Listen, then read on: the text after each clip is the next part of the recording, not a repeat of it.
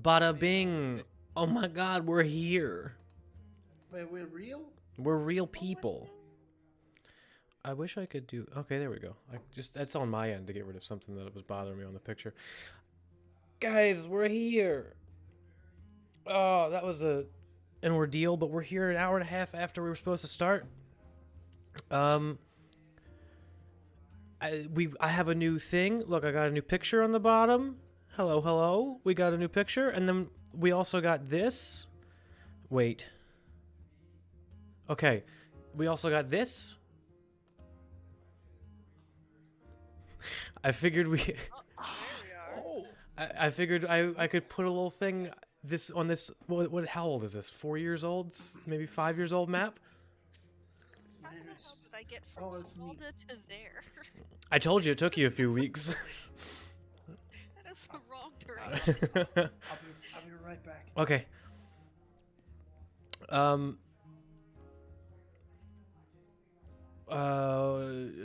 My brain is everywhere. Hold on. What's going on?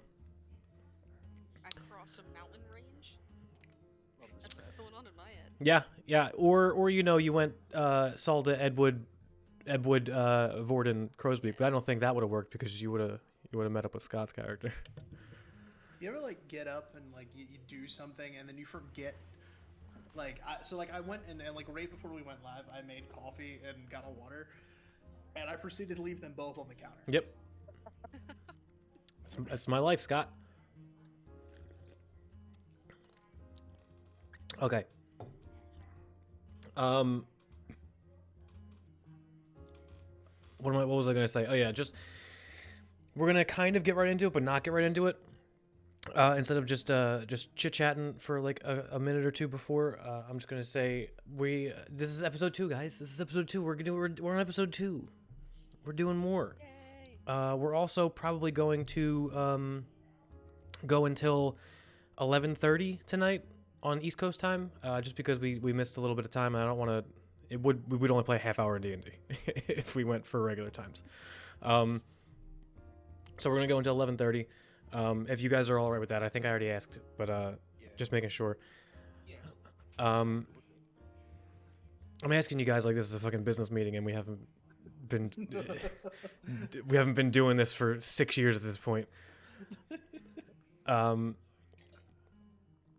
Also, I'm not going to be reading out this stuff over here.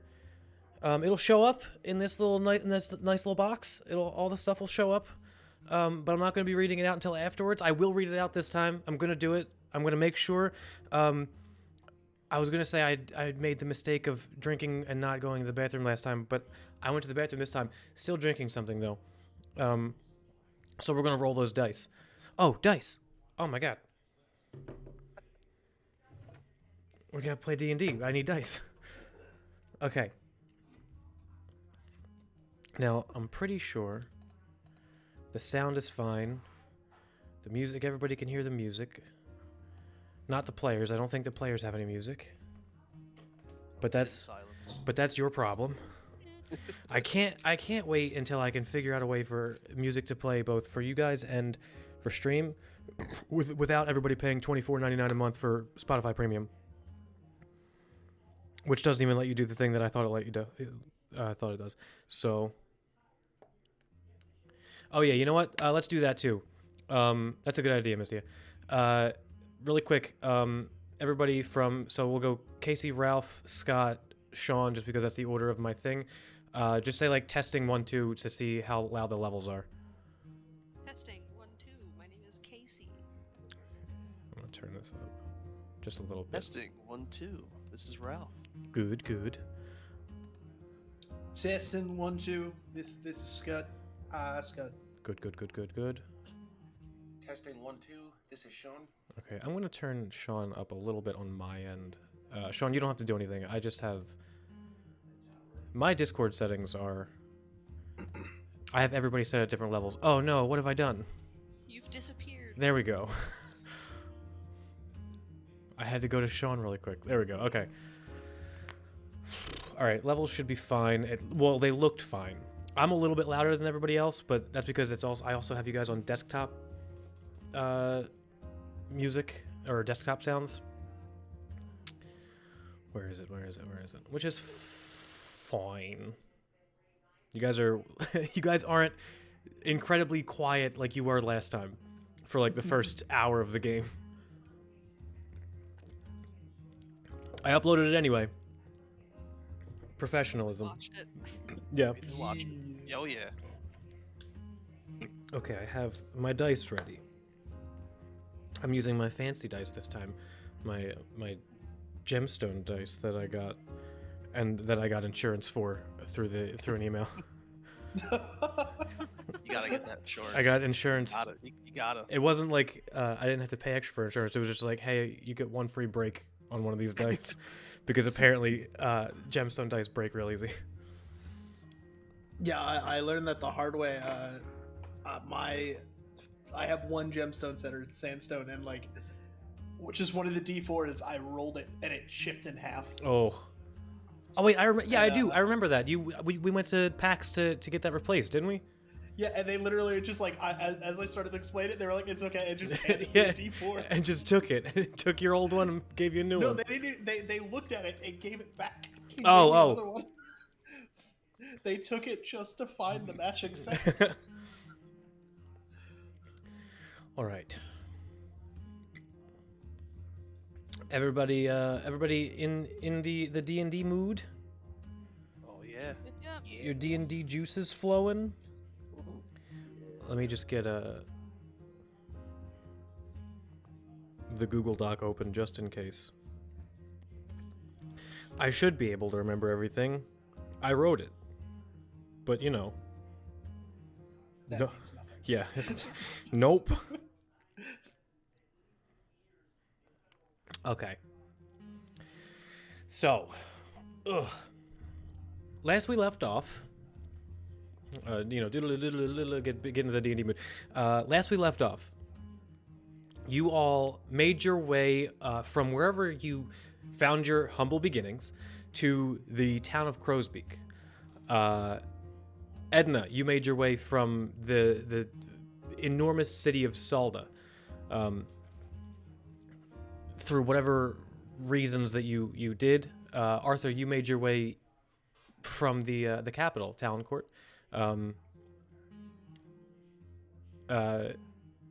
Grayson, you made your way from Vorden, and Zaboon, you made your way from the coast, the northern coast of Crow's Beak, just a few miles away. Everybody, as you met up in this town, it seems like you were all kind of here during a very weird time. The weird time has been happening all over, but it seems like you all got here at a very serendipitous time, as some stuff had been happening and some magical events had been taking place. You guys found your way to the tavern, the Twin Feather Lodge, and as you were introducing yourselves and asking a few questions, you got interrupted by an event. The people that you actually introduced yourself to, some of the group that showed themselves to be a little more proactive in the things that are happening. They also were a little bit active in they also took action towards the event that you guys witnessed, which was a person from the crowd seemed to have not fallen ill, but fallen unconscious and then transformed into some kind of furry, feral beast standing like 9 feet tall and attacked the villagers. As you all rushed into action, chased it up a hill toward the cliffside, toward an abandoned one of the oldest buildings it looks like in this town. You went towards the temple itself, found yourselves inside, face to face with this monster, and tried to do battle. Luckily, with some help, it seemed like this thing could have done some damage. It did to your new acquaintance, I'd say. You didn't know them for very long, so I'd say acquaintance. Apollo was slammed against the wall from a room away. But you dispatched it. It then dissipated and turned back into the not currently moving form of the halfling man that you all saw transforming. So you all stand around the broken altar and the shattered remains of the floor and a lot of the furniture in this old forgotten temple. What do you guys do? Edna's just taking notes, trying to get all this stuff down. It's just so fascinating. I look over at the Genasi guy and I'm like, you good? You hurt? You need anything? I can take a look if you like. You see him actually. He was saying something to Zaboon, and he looks over to you and he wipes a little bit of blood away from his mouth, and all he does is kind of, "Hey, I'm fine." All right, just you make sure you clean that out. Things get infected quicker than you think. As you're saying that, he completely turns his back to you. And I think Grayson just kind of goes and like sits down on like a half broken pew. Okay. And it's just kind of taking a beat. You all hear the creak because this building is not structurally sound anymore. So the echoing and the furniture and the rugs and everything like that, they're all either decayed or gone. This place is just a shell. And while you're sitting there, just contemplating, you see Persimmon, the young woman, start walking towards the person or the figure, the halfling man who was the beast. Who she is now laying in a pile of ash, or he is now laying in a pile of ash. She walks towards it and just starts like trying to move him around. As she does, you see her like lift up his arm, lift up his leg. She gets her head down close to his chest, and then she looks up at Apollo, who starts walking towards her, and all she does is shake her head. You mind if I ask what you're checking for? Looks like you're looking for something. Oh, my monastery showed me medical procedures on how to find signs of life. There are none. Apollo just kind of like kneels down beside her, puts his hand on her shoulder, looks up at you, and then looks back at Zaboon, and then back down at the body.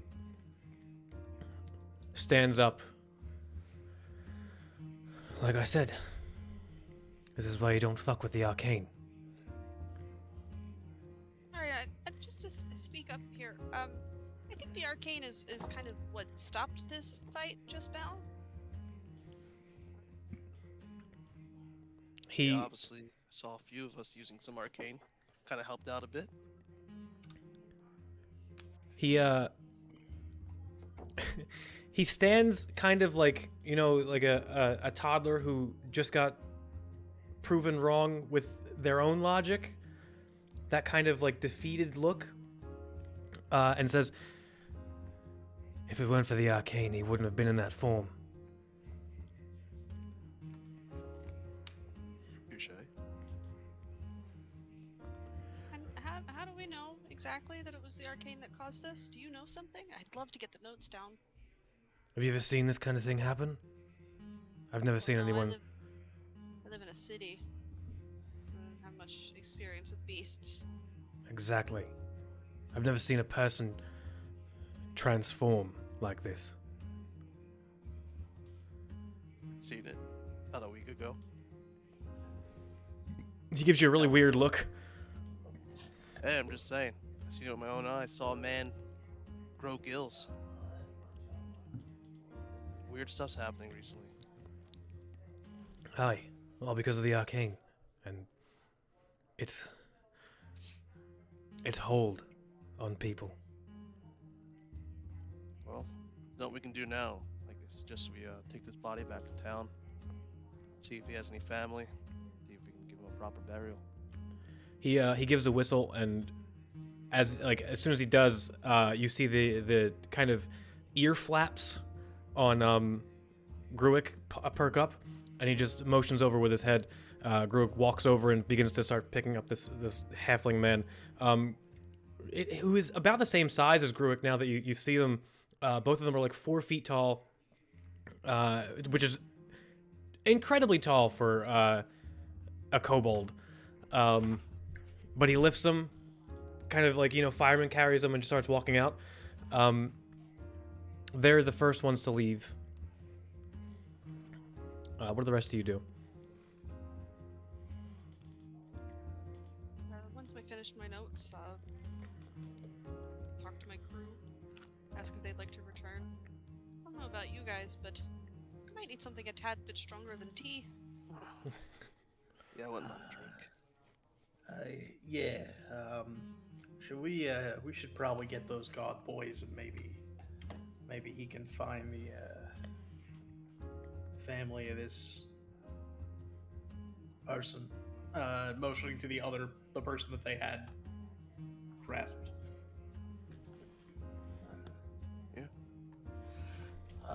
Yeah. I need to go outside and smoke anyway. Grayson kind of starts like now, like what just happened, settling in, and a shaky-handed pulling out one of his few like already rolled cigarettes. Yeah, the anxious smoker. Yeah. I'm just gonna slow halfling waddle outside. I will also. Okay. Zaboon, are you staying in for the moment, or are you following them out? I'm following them out. You all follow them. It doesn't seem like the three of them stop or wait for anybody. It's not like they're leaving. They're just walking back toward the town, where you can, from this hill, you can see right down into the town. It's not far away. However, all of you step outside, and the atmosphere from the inside to the outside is completely different. The echoes and the almost claustrophobic feelings from the inside completely go away. It almost feels a little bit safer, ironically, outside of this temple than it did inside. But you watch them walk back down into town, unless anybody wants to follow them and go with them.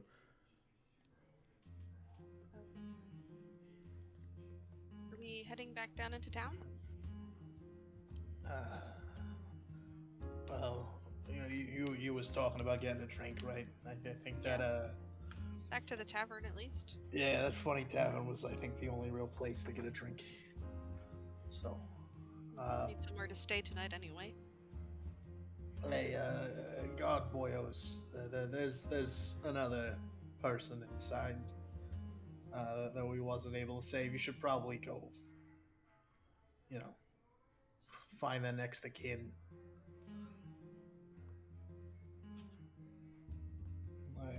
Not like even paying attention to whether or not they listen to me and go in.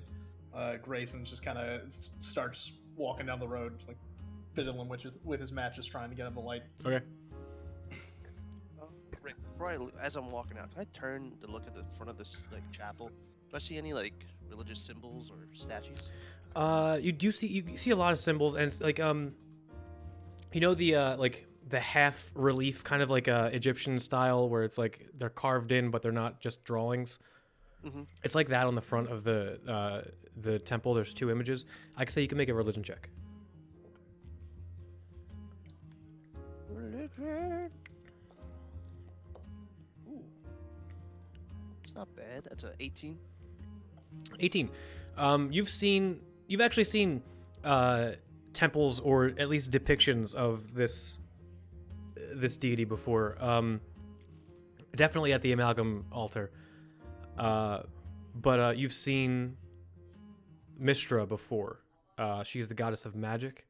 Very, very big all over Treesmore, because it's believed that Treesmore was the birthplace of where magic first, fused with mortal people, where people were first able to use it. So you see temples to her all the time, and this one looks like another one. Okay. I'll continue to walk back. Okay.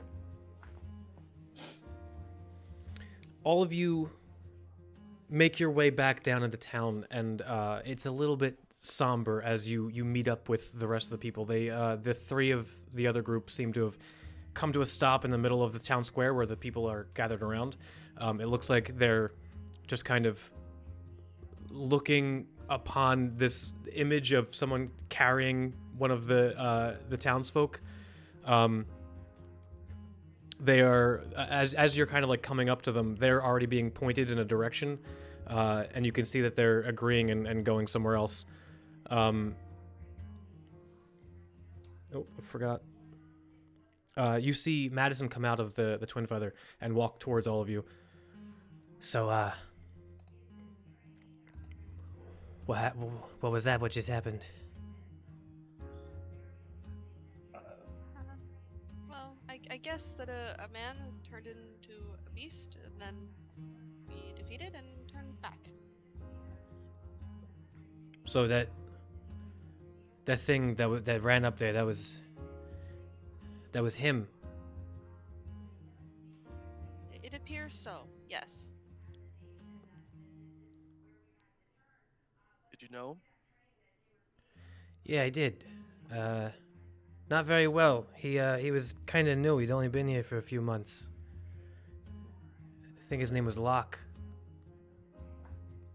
Well, unfortunate.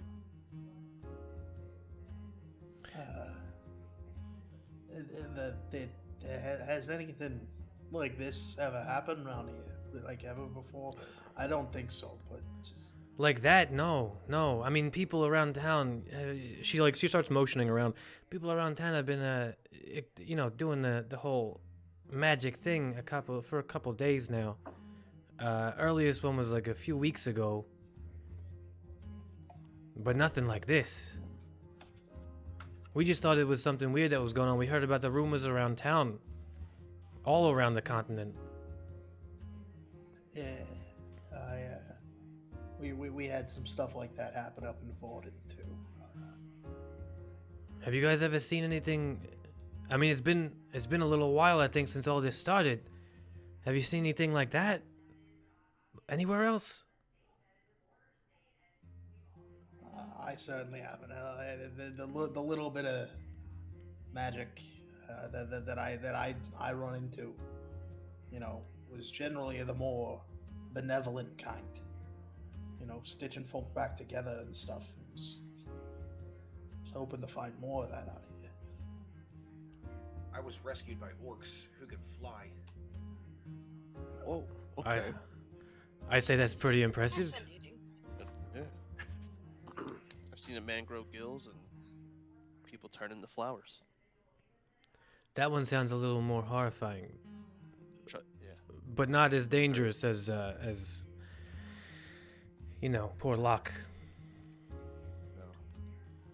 Has Edna ever read about where creatures in the library, in like horror stories or anything? I'd say DC is real low, but I'd say you can make a history check or a nature check, whichever one you want.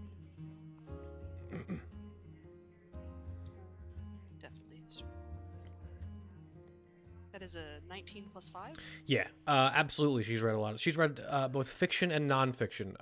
But the fiction or the nonfiction on lycanthropy and just where something in general, was all from a very long time ago. It seems like the diminishing also affected things like lycanthropy and at some level vampirism, since those two topics are very heavily discussed.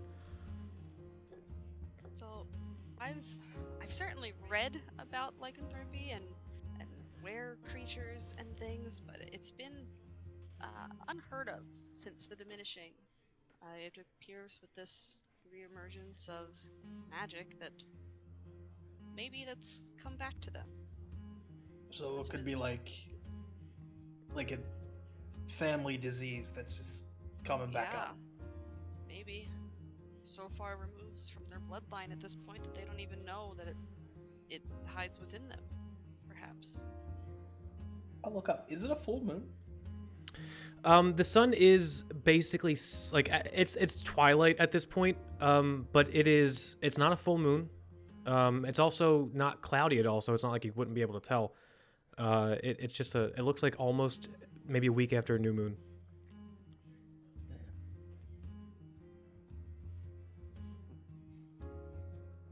All right, well, I think it's about time for that drink. Yeah. Are you all okay? The two of you at least. I mean, with the weird beam things you was doing, maybe you better to scrap to. Have you guys done stuff like that before? It's very new, and I'm fine. I've been in a few, but nothing like that. I'll bring Mage Hand out and pick up a rock and drop it. I've learned to do a few things. I see that. There was a professor that was kind enough to let me copy some of his scrolls. I was on the way to Taloncourt to see if I could find somebody else. Where I'm from. That's where I'm going. Funny enough, it's a weird day of coincidences and terrible shit.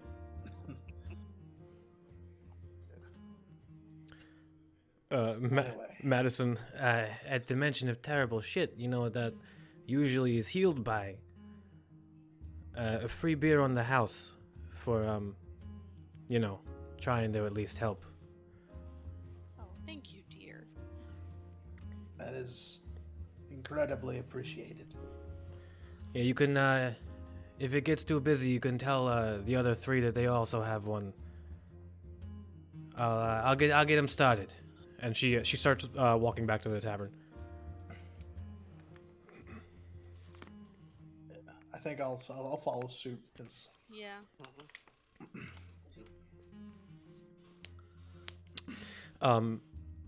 As you all follow, it seems like not the entire town, but the most of the town has now gathered around Twin Feather Lodge and has started to either just kind of, congregate and talk about what was going on, just murmurs and whispers, or have gone into the lodge itself and just hanging out, drinking. It's a lot more lively than it was when you first got here. Madison disappears behind the counter, walks into the back room, and then every now and then you can hear her setting down glasses, and you can hear the tap going. I'll claim a table for us.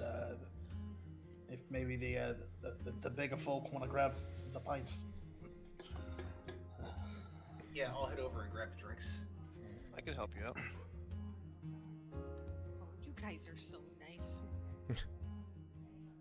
And I'll try to like muscle us in like a booth somewhere. Yeah, you do find a nice, a good sized booth for all of you. Zaboon, you might need a He chair gets the end pulled. table. Yeah, you get the chair pulled up at the edge. Fine by me.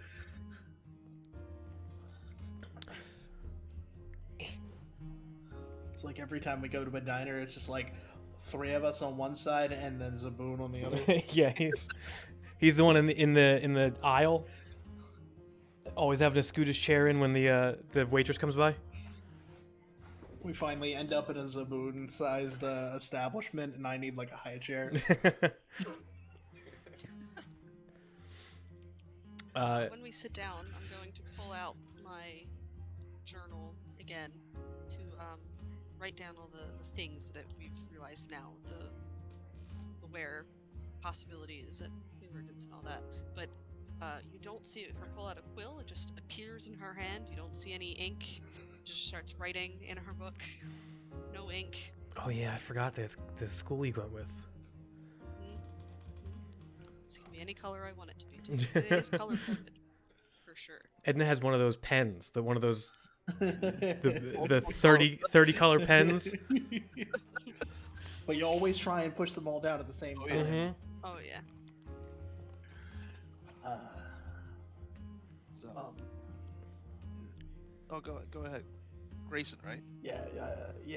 I just I wanted to, since everybody seems to be kind of from all over us, you've all had some kind of, at least tangential run-in with some kind of magics of some kind, like whatever you is from. You flying orcs, and well, you do magic. Looking at that, and then you sold a gill man. Yeah. Not how I expected my morning to start, I'll tell you that. Yeah. By any chance, is that also what happened to lead to your current travels? Well, current travels are for a different reason. Ah. It may have something to do with it. I'm still trying to figure it out. Gotcha. How about you guys? What brings you here? Well, I was on my way to Taloncourt. I just wanted to meet up with a professor that we've heard of.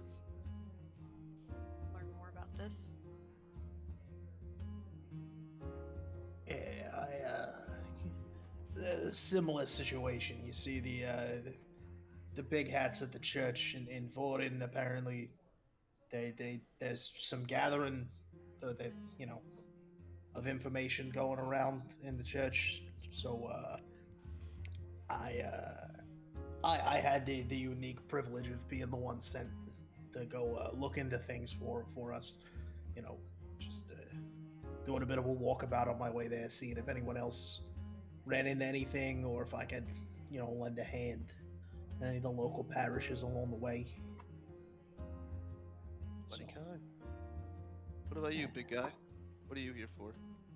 Just traveling? My village was raided by bandits, and they captured me.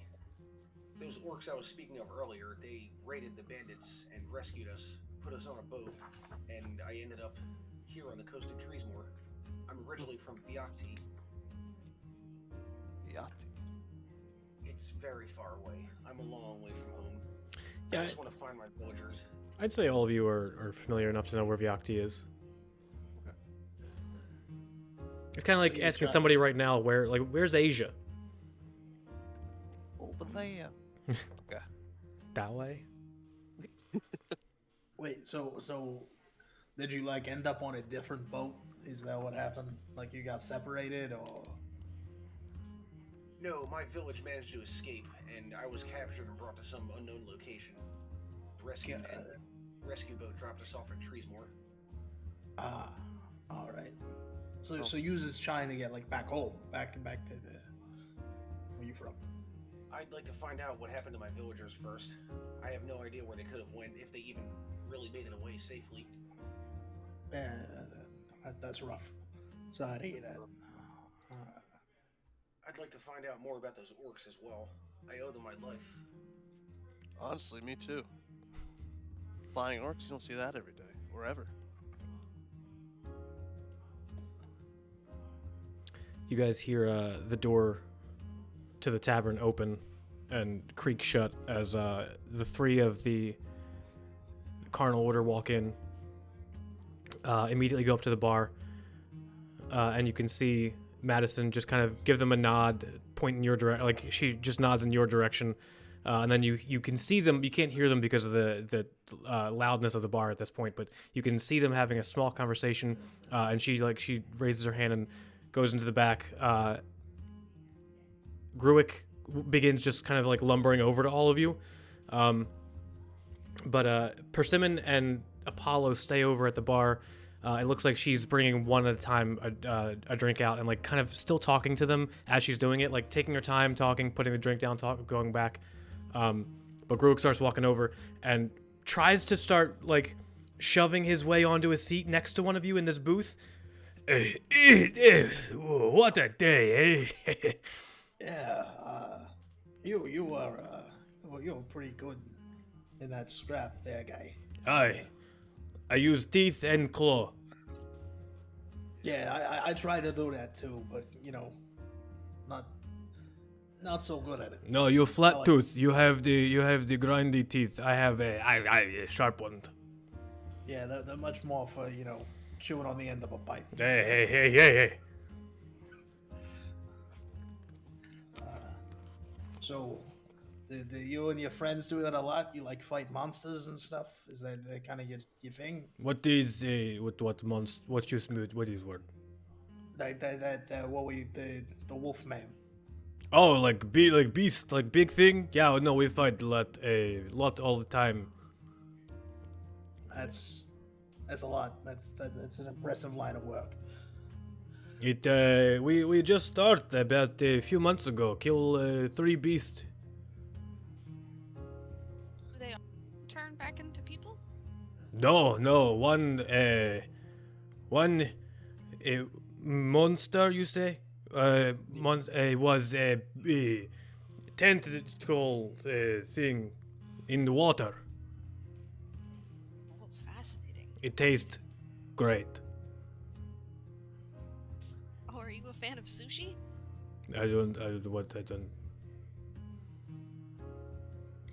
There's this fish dish I heard of. It's not very common here. Fish, That's okay. fish tasty, yeah. Hey, it fly and go in the water and it was not person, but it used many magic.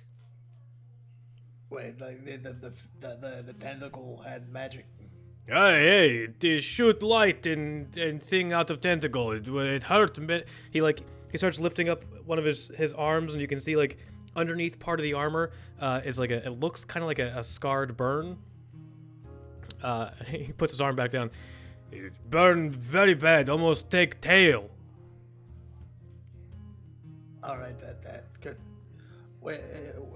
Whereabouts was that? Could I ask his?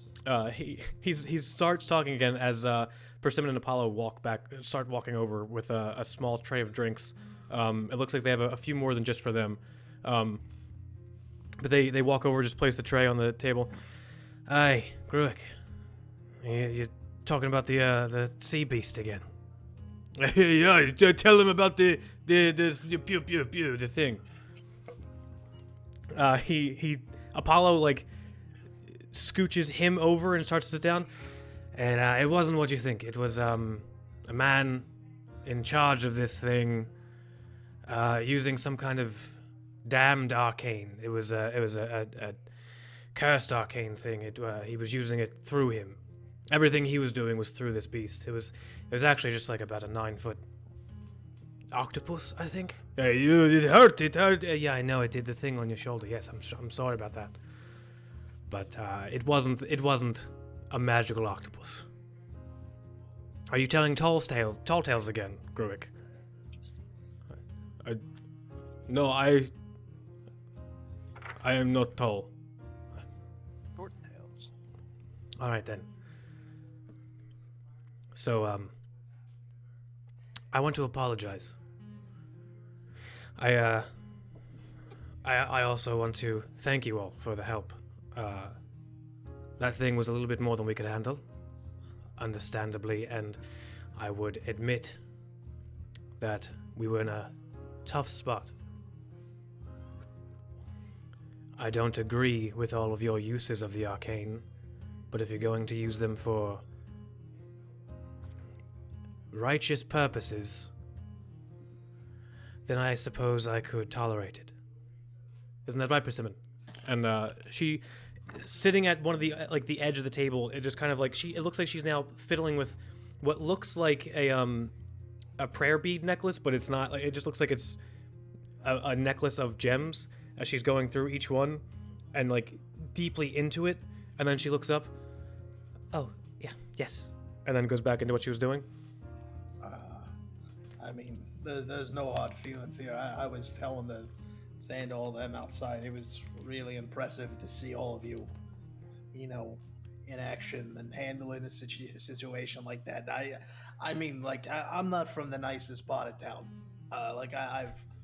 I've seen a few scraps. I've seen some nasty, bar brawls, but that was a whole other thing. I was very much out of my depth. I was glad to have, more experienced individuals there. I don't exactly agree with your stance on the arcane, but it was helpful to have you there, yes. There's a lot we could learn from you people. I look forward to it. I was wondering, we already made the offer to your friend Zaboon here, but if all of you are open to the idea, we would love it if you would join us. We try as hard as we can, honestly, to help as many people as we can with any kind of affliction that we see. And unfortunately, more times than none, it does end up like that. And he kind of just motions to the door with his head. How exactly do you help somebody who might have a connection to the arcane? We unconnect them. We disconnect their grasp, the arcane's grasp, the weave itself. We try not to let them go as far as that. His family has been notified, by the way. The ones who are here, anyway. So, would it be more beneficial to teach people how to use their gifts correctly? So they don't accidentally hurt people or turn them into flowers? I don't know if that's an option if they just turn into monster men in the middle of town and start trying to eat people, though. Not only that, but... Well, no, his might not have been... His might be some kind of lycanthropy thing. Not really his choice, or more like his curse. It's not exactly fair that we have to kill him just because he didn't know that this could have run in his bloodline. People, mortals, us, we weren't meant to control or even associate with the weave, and you can tell that by the diminishing itself. I don't think anyone would be able to tap in and control it enough to do as much good as they would. There's a rich history of people doing just that. It was a person who took away all of this, who caused the diminishing. It's pretty... It was fate who took it away. That might just be your opinion. I don't think any of us were there at the time, so... Fate, random person. I don't think that's up to you to, It's one of Say. the oldest stories told in Treesmore. So, in Halfling, Grayson just says, "Tom, help me." All I know of magic is what I've seen recently, and what I've seen is both good and evil. It seems to me like it's just a tool, like any other weapon. It's a good point. Yeah, I was telling my new compatriots here that I had set out from Vorden on an errand from the church, hoping to find more examples of benevolent use, like we had in the church. We had seen some good things. Was just trying to find out if other, members of the clergy and the faithful had been granted the ability to create these small miracles out there. Vorden. I've been to Vorden once. It's very nice. Yeah, it's a lovely place. Grew up there, spent my whole life there. Don't get out much. To be honest, I think this is about the furthest I ever been. Persimmon over there is from Vorden, aren't you? Aren't you, Persimmon? And she again, like very just deeply into these beads, looks up. Oh, yes. Grew up 6 years. Haven't been there since. That makes sense, because I was gonna say you don't. No offense, I mean any of you, but you don't talk so good like we do there. Apollo just looks over. No, right, yeah, your grasp on common is everyone there is unmatched. Yeah, it's always weird. I actually had to have a conversation with the bishop before I left, and she's an out of towner, and it's a little hard to understand it sometimes. It's a lot. I love that Scott told me his background for the character, and then as soon as he started saying the voice he was going to use, I was like, oh, okay, so Vorden is just East Brooklyn. That's in my world. This is now canon. Yep, I did this to you. You hear a lot of everyone make perception checks, because you're hearing a lot of whispers and murmurs around you, and some of the without even a perception check, you can see sometimes people are looking in your direction. That's a 7. 17.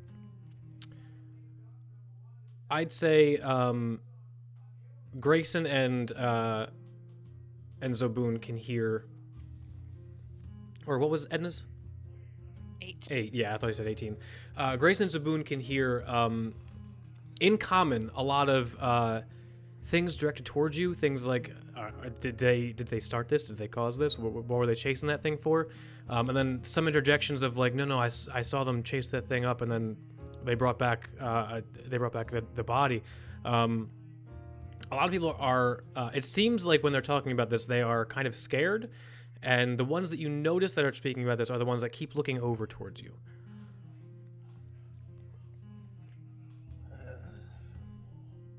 This really wasn't how my little sabbatical was supposed to go. I feel like I'm drawing a lot of. I thought this was gonna be, just a stroll up to Talon Court through some local parishes. Maybe have to say a mass to a crowd of strangers. This is now I seem to have fallen in with a group of similarly afflicted individuals at the center of the talk in a bar. I have not been the center of conversation in a bar since I was 18. Well, maybe you could do your mass here. They seem if they're talking about us. Something tells me that maybe this isn't the particular crowd, based on the flagrant disregard for the church's upkeeping.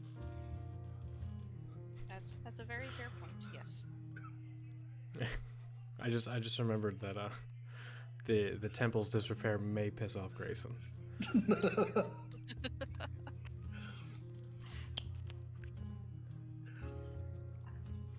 Can I attempt to stealthily do detect magic? What are the components for stealth or for stealth magic? What are the components for detect magic? It is verbal and somatic. Okay. Yeah, then I'd say make a sleight of hand check, or either a sleight of hand or just a regular stealth check. And I'm gonna use my scribe feature of getting rid of the plus 10 minutes for ritual casting. Okay. It'll just be one action. Yeah.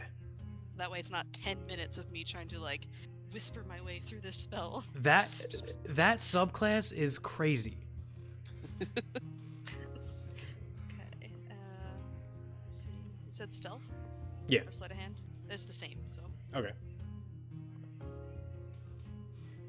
That was weird. Yeah, it definitely didn't want that 18. Huh? So, it is 6. As you're kind of doing your thing. Either how stealthily are you trying to be? Are you doing it like under the table and like trying to whisper, or are you trying to just make sure people Hands under the table, and then kind of look like I'm mumbling to myself, like an old lady does. don't? You know what? I'll give you advantage on it. Ooh. Since you're using a character reason. Okay, that's a flat 10. Okay. It seems like the rowdiness of the bar and the conversation happening around you, you do find a time to just kind of go under the table with your hands and just whisper mouth the words. And it's not, you're not doing it for 10 minutes, which is better. Right. But your detect magic goes off. You have a small photo bomber. Yes. You detect some level of magic inherently in Grayson, also in Arthur. You also detect some level of magic, but it's not a lot. It's kind of like, an LED light bulb compared to like the first light bulb that was ever invented. In the back room where Madison keeps going back and forth. Okay. But there's nothing from Persimmon or Apollo or Grubik. You get the same kind of thing from Persimmon. Very, very, very, like, diminished light. It's not like, Grayson, you've seen cast spells before, so you get why he's lighting up like a Christmas tree, right? But she's not. She just has a little bit of a glow to her.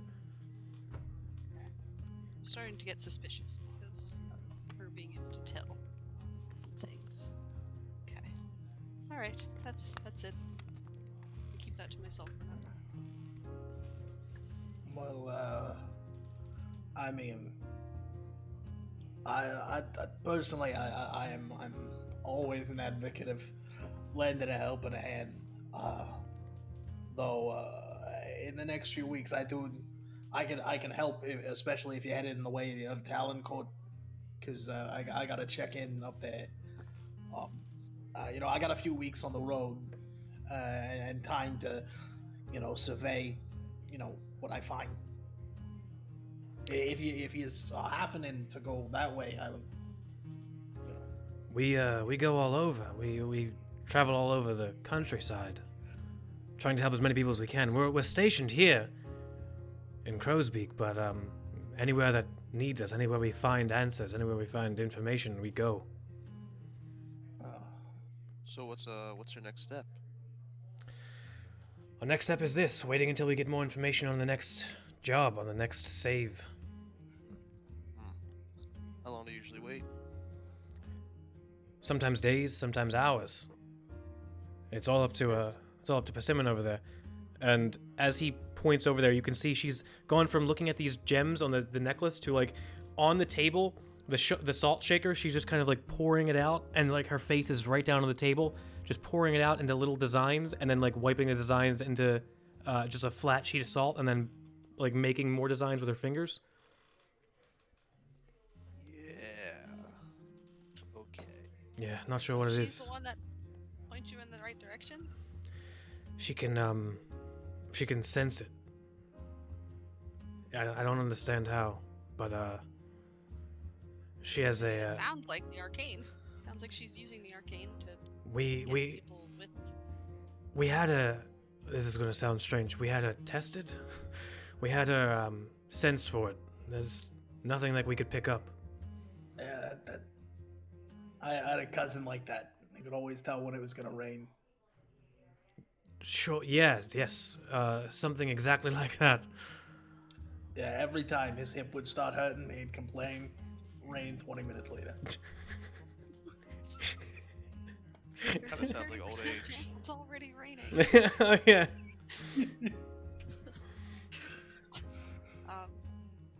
Well, like Grayson said, if it's nearby or on the way, I am fascinated. I want to learn as much as I possibly can about the arcane. I may not agree with your end result, but maybe we could meet somewhere in the middle. Everyone make perception checks again. Wait, what? 7. 11. 24. Nice. 19. Nice. Grayson and Arthur, you're in the conversation a little bit too much. But Edna and Zobun, you're fixated a little bit on Persimmon as she's doing these things, and it looks like she's drawing a circle in this salt, and then looking around the room, and then she's making like intersecting lines in the circle, and then she puts it back, like she'll etch a sketch it back and draw the circle again, and then look around the room again, and then do intersecting lines at different portions. And then she'll only like etch a sketch away a little bit of the lines and go back another way and look around the room again. And it looks like she's doing some kind of calculation in her head as everyone else is talking and having these conversations. She stops what she's doing and then kind of looks up, and her face immediately goes a little bit stoic as she starts looking around, and you hear her whispering under her breath. With the 24, you can hear what she's saying as she's like just muttering. Where? It's happening again. This one soon? And then she starts looking back down again at the salt. At this point, when she starts muttering to herself, good? Sorry, is this within 10 minutes? Like, is my detect still up? Yes, and you don't get anything else. It's just that very faint, almost unnoticeable veil. Okay. Go ahead, sorry. But at this point, when she's like muttering to herself under her breath, Apollo looks over, like kind of out of the conversation, and just kind of, Persimmon, are you all right? And she looks up. It's happening again. And the room around you all gets kind of eerily quiet. The conversations around you don't die down. The murmuring and like the rowdiness of the bar doesn't quiet at all. It just has that serene feeling, like the calm before the storm. And as she looks toward the door, all of you hear this loud snap come from outside, almost like snapping wood. And then you start to hear shouts and screams coming from outside, and you see Madison look up from the counter. What the fuck? Again? What's happening? As she this time like hops over the bar and just starts rushing out toward the door. Here we go again. Oh, jeez. This time, like Grayson, like just lights a new cigarette, and being like last time I didn't have any kind of weapon, grabs just like a steak knife off the table and is like, oh shit. I see him grab the steak knife. Yeah, I'd say in this instance, yeah, he's because you're not being quiet about it, right? You're not being stealthy about it.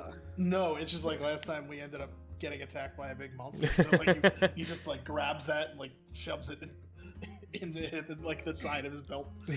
I'll reach into one of my belts. I'll take out. I'll be like, Grayson, here, take this, a light hammer. That. Ooh. Yeah. All right. Then I put the knife back. Okay. Might do a little better than your little dagger. Yeah, probably. Thank you. Take that. You No guys problem. all rush outside. Do you know how to use one of these? And I hand him my light crossbow. Okay. I think I can try. as everyone's rushing outside, you can see it looks like one of the trees by one of the houses has like snapped in half, like maybe not even 50 or 60 feet from the tavern itself. It looks like it's just snapped and fallen over on the other side, and you can hear people like kind of shouting and running away from this area. Looking over, you see the 2 guards that you saw before that actually kind of came over to help you. You see them standing by what looks like... Actually, Arthur, you recognize what they're standing in front of and kind of like trying to stop from moving and spinning around is that small metal object that one of them was messing around with.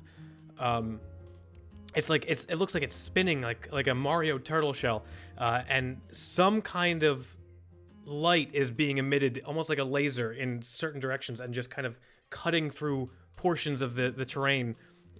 Just as you guys get outside, it looks like it shivs a part of or shivs a part of the corner of a building off, as it keeps turning and spinning. One of the guards looks over, looks around at everybody else and tries to get everybody away. The other one starts to try to get everybody away from the other side. What do you guys do? What did you do? As I start rushing over. I raise my shield and rush over to him too. I didn't know what it was. I was trying to get whatever, open it up, and it just started doing this. As he's shouting, one of the you guys all notice one of the crowd members. Doesn't look like they're trying to get away from it. It looks like they're trying to, they're staring at it. And then you see one of the same person start reaching their hand out, and with a very determined look on their face, but also kind of worried, just kind of almost like Grayson did to heal somebody before, but just staring at this object and not moving, but reaching their hand out.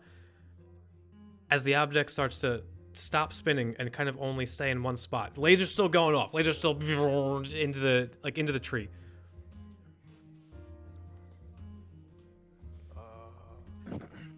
Dear. So we all heard the person trying to reach their hand out. Yeah, it looks like kind of a young kid, maybe 19, 20. Is anybody good with puzzles? 60 or 70 feet away from you guys. Never good at puzzles. I mean, we can try. Well, It's kind of dangerous.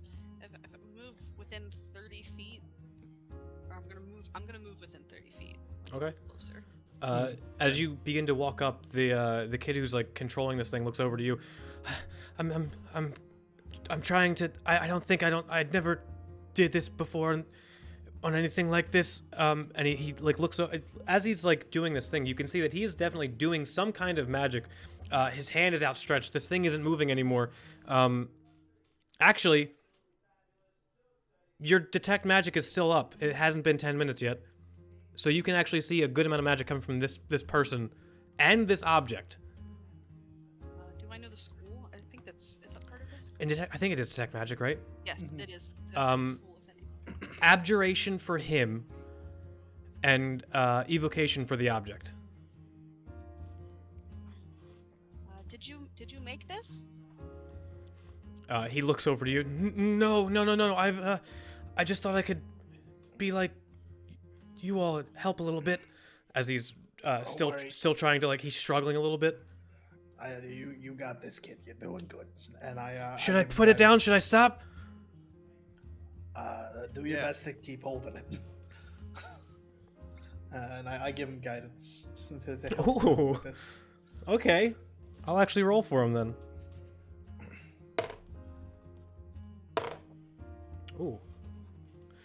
It looks like he's as you do that, he kind of centers himself, and it looks like he takes a breath and. Okay, I got it. Okay. At this point, Apollo and the others come out of the bar. It doesn't look like they're rushing into action. They see that it's an object that is kind of sweeping through. It doesn't look like a beast, so you see him, Apollo, look out and just kind of watch everything that's happening. Where did you find this item? Did you find this? Make this? The guard looks over. It was buried. It was buried like a few feet over. I didn't think it was anything. I found it this morning.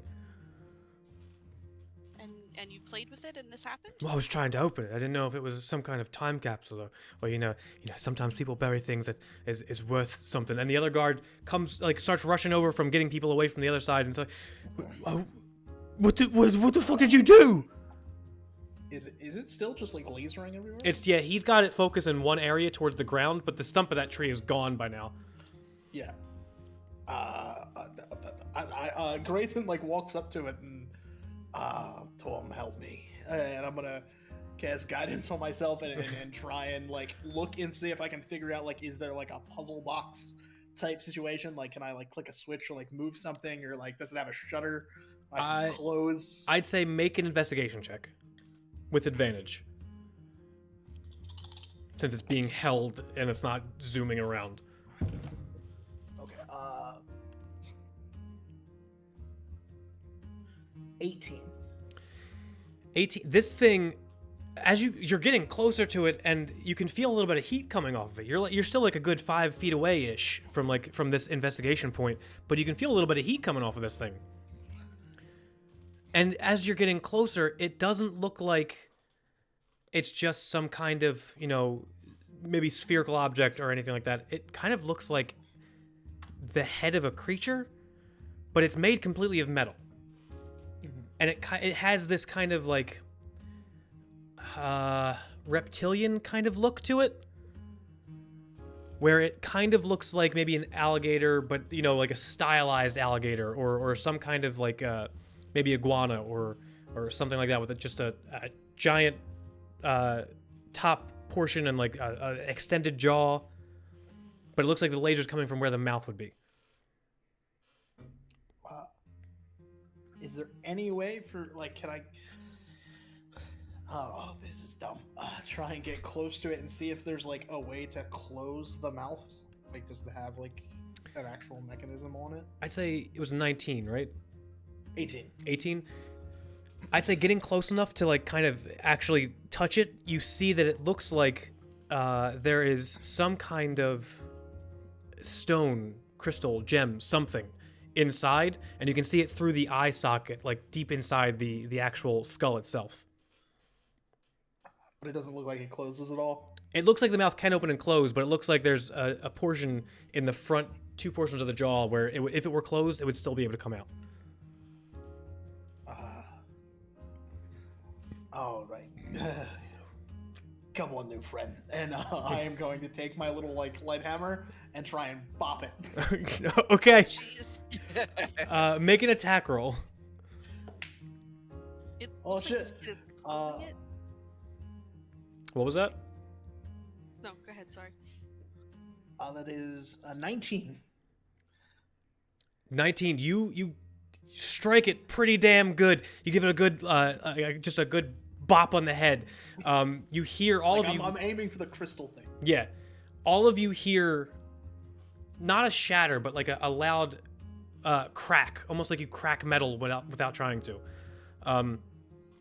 And as you do, the laser that is shooting from its mouth begins to kind of emit from the spot that you hit on the stone, and you can see that you've cracked the actual stone itself.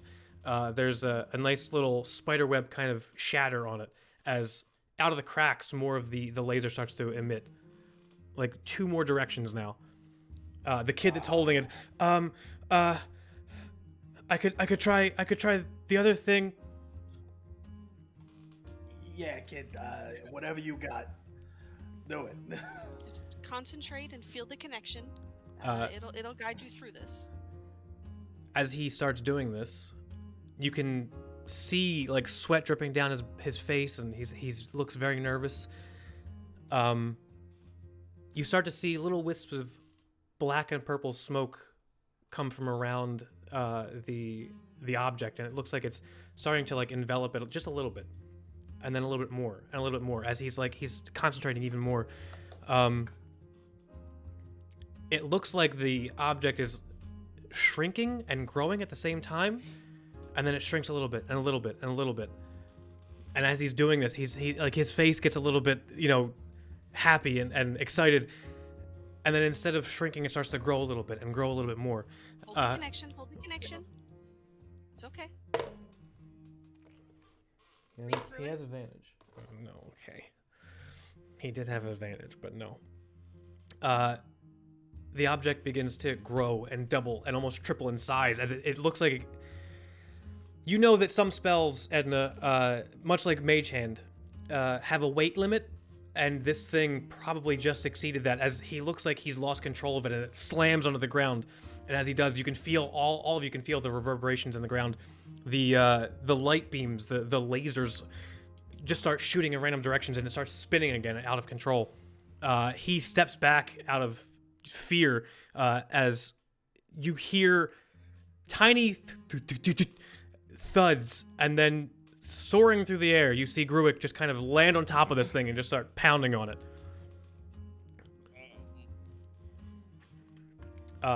Apollo comes up next to any one of you who are standing there. All right, what's the plan? Stop it. Shut it I off. think we break it now. I don't know. Actually, Grayson, make a dexterity saving throw.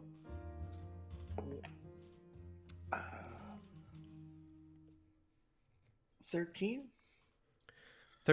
You actually, a little bit of your calf as you're standing and like talking to Apollo, a little bit of your calf, you can feel a little bit of a singe as the laser like gets a little bit too close to you. You take 2 points of radiant damage.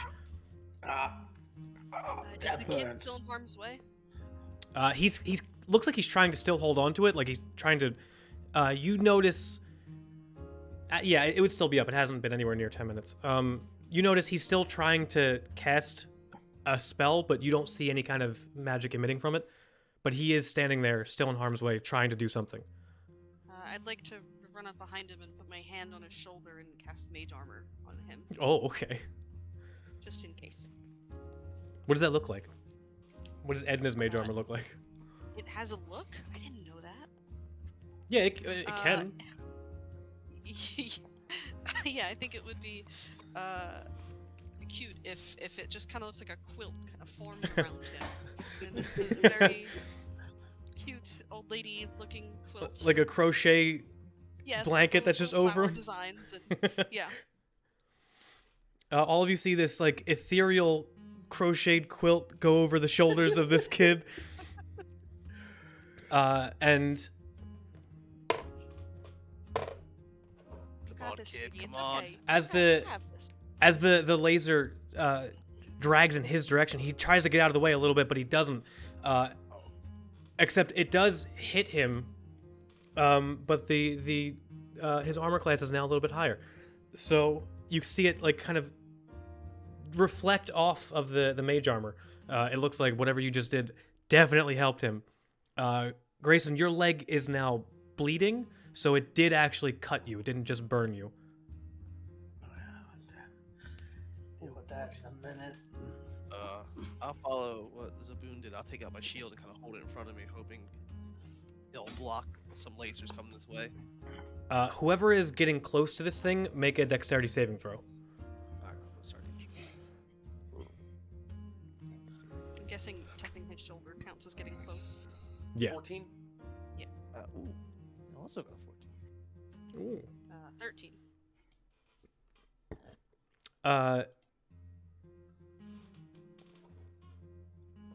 No, actually 14 makes it. 14 is the save. Edna gets hit. Yeah, so Edna gets it. I was trying to do the math in my head. Edna, you a little bit of your cloak kind of gets caught on this kid as you're trying to move out of the way, but you see one of the lasers kind of fire towards you. You take 4 points of radiant damage as it kind of slices into part of you. Zaboon and Arthur, just off your shields, it does glance off your shields, but it does look like it does a little bit of burn damage on your shield to the front of it. You said yeah. Our little kobold friend is over like just fighting this Oh, thing. it's right like now? he's underneath it, like he's clinged onto it underneath it, Okay. where the lasers aren't coming out of, and it looks like he's just trying to slam into parts of it. All right. How high off the ground is it? It's not. It was only floating when the kid was trying to make it float. Now it's lifted off the ground because it sat on top of Gruick as he's like trying to get on. Okay. So it's not spinning anymore. Gruick has it in place. He's just kind of clawing at it. Wish I had battle music. That would have been yeah, it would have been good for this situation. I'll get battle music for next week. All right. I guess I'm gonna continue the inch forward. We gotta stop this thing. I don't know how, but we gotta stop this thing before it does more damage. Any ideas? We could just try I- smashing it. We need to get it out of the city, I think. Yeah, I like the way you think. Let's get close. If we can run it out of the city, that might be better too. Yeah, but then it's just gonna be lasering outside the city. Travelers and people just walking by. Take it out of the city to destroy it, I mean. That's also a good point. How far are we from outside the city, though? I mean, this whole town is, it spreads wide, but it's not dense at all. So like the outside of the town would be like 700-800 feet away. Still Yes. pretty far. Yeah. I think we deal with this thing now. Let's try smash it. Okay. All right, big guy, you ready? Yeah, watch out, little guy. I run up to it with my warhammer, and I don't want to overhead smash it. I kind of want to golf ball it. Okay. Good thing for the warning. As you say that, Gruick stops like chewing on the armor plating of it, looks over to you, and with like all fours, his hands and his legs just kind of pushes it up into the air. Make an attack roll.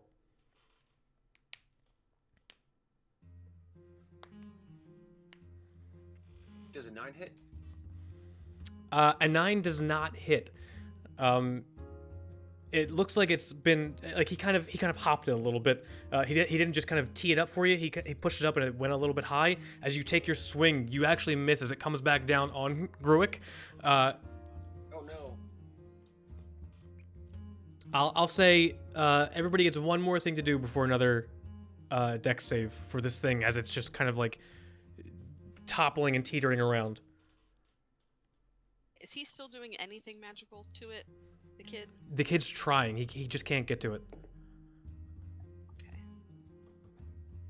I'll have a go at it. I'll try to use Gruick as a tee and swing down, golf ball it all out of his hands. Make an attack roll. That is 11 plus 4, 15. 15. That hits. You go in for a second swing as it lands in Gruick's hands. Oh shit. Oh dear. Anyone have any more bright ideas?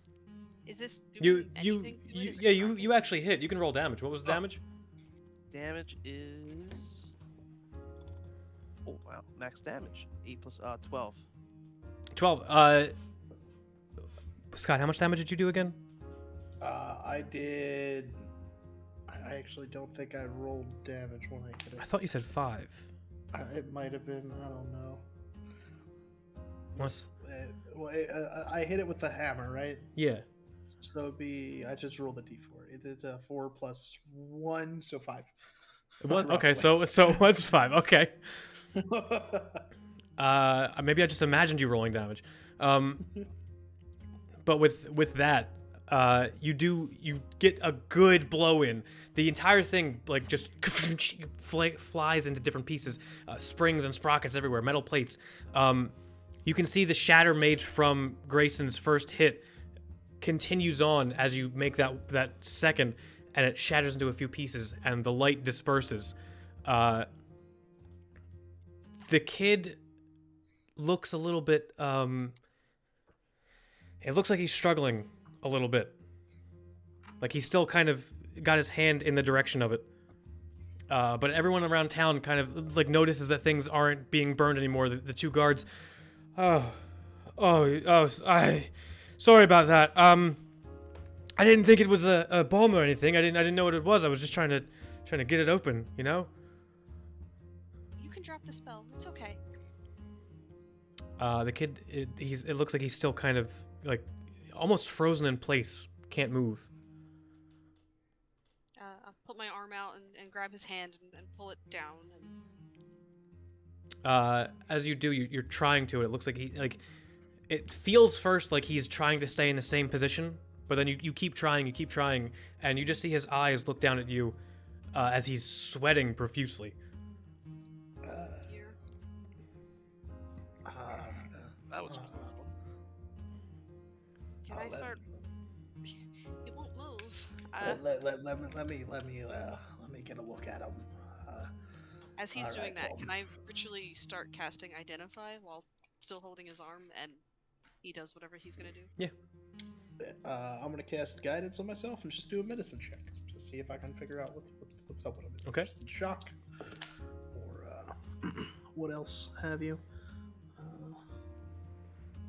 14. A dirty, filthy 20. Just a dirty, the filthiest 20.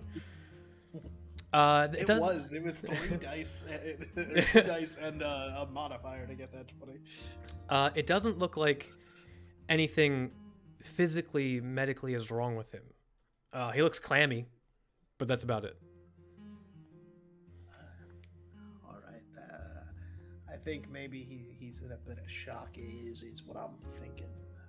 Also, sorry, really quick. I'm just gonna go to the bathroom. I'll be right back. Everybody take a pee break if you have to.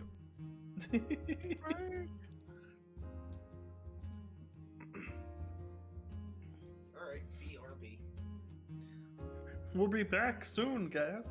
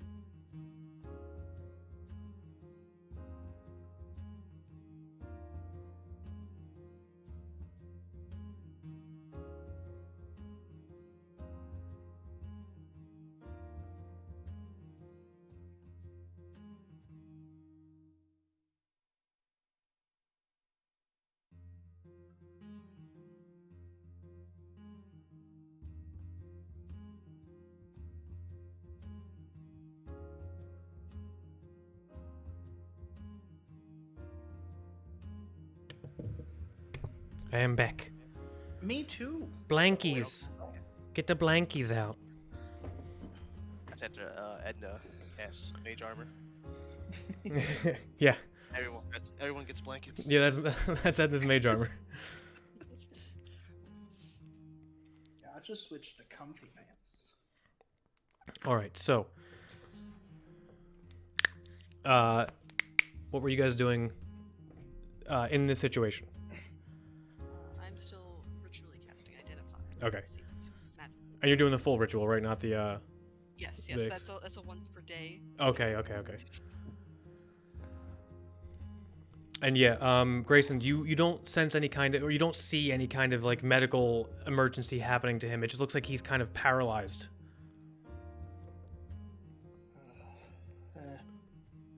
It's How's the I kid mean- holding up? he seems kind of shook up. He's not moving. He's clammy, but I mean, physically, technically, he's okay. Persimmon comes over next to you and does a lot of the similar things that you do, like, looks into his eyes, listens for a heartbeat, like, or just takes his pulse, sees, like, what's going on with him, the same thing you were doing. and then she takes a few steps back and looks over to Apollo, and you see them whisper something to each other. Apollo turns around. All right, we may be able to help him, but we'd have to take him back to our... Just give me a moment. Just give me a moment. Right. You're gonna disconnect him, aren't you? That's your plan. If it helps what he's doing right now, then yes. You can see the negative effects of it. Yeah, I also saw the positive. Kid almost saved a lot of people, stopping that thing from spinning around. Edna, I'd say about this point, after everyone checked him and everything that was going on, your spell would go off. Okay. You don't... I mean, you're not sure. Actually, wait. You would know the spell being... Yeah, you would know the spell taking effect is like hold person or something a lot stronger. But it's something along the lines of hold person. And it looks like it's... I can't remember. Can detect or identify, tell you the source where it came from? I don't think it can. No, just which spell created the effect that's... Yeah, okay. So it would be... you would know it as a very powerful form of hold person. Maybe dominate person. You're not sure. Do I know if he could have done that to himself by accident? Like it backfired on him? Make an Arcana check. Okay. Just thinking maybe he was trying to do that to the object and fucked up. Say 12? I mean, yeah. Your own idea seems logical enough for what he was trying to do. Okay. Do I know if there's a time limit on this spell? On dominate person, you're not sure. Maybe an hour. Hold person's kind of the same. Do I know that they are concentration or not? You do. You actually do know that they're concentration. Okay. Well, so I believe there's this spell. It is to hold a person or to dominate a person is what is affecting him currently. It is possible that he may have been trying to do that to the object, and it backfired on himself. I'm staring at I want to look back at his eyes when I say that part to see if he is like looking up and down or looking back and forth is like a yes or a no. Yeah, his eyes are moving around. They're not like, it doesn't look like they're giving you a yes or a no, but they are kind of moving around. It is possible that this backfired on him and this is what he was trying to do. If this is the case, once he falls unconscious, this spell will fall. If that is not the case and somebody else did it to him, then it will probably still be in effect after he falls unconscious. I mean, we gotta knock him out. It is a possible solution to this predicament, yes. Well, did anyone do How this long to do we him? have to wait? Yeah, that's a good question. What was the question? I'm sorry. Did anyone do this to him? Anyone around here? It's if he didn't do it to himself, then yes, it is possible somebody did this to him. And you see Apollo just start looking around, then looks over to Persimmon and gives her a nod, and she starts. She looks up from checking his just his clothes and his vitals and stuff like that, and she looks up at him and just starts very serious, stoic, looking around the crowd. No one here looks like they've been doing anything. And then she goes back to inspecting him. And it's entirely possible that he was trying to do this to stop the object and it backfired on himself. We could just, unfortunately, knock him out, and this could fix the situation. There's no other way. Not with spells that I have access to currently, no. I mean, we could just let him rest and recoup. I mean, like, I like that idea. I don't. It's not like a forever spell, right? No. it could take up to an hour. You said that was the longer one, an hour? Yeah.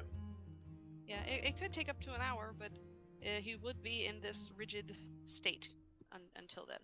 I think maybe he'd be okay with being a little stiff for an hour rather than, us bonking him on the head. Sure. Yeah, that's possible.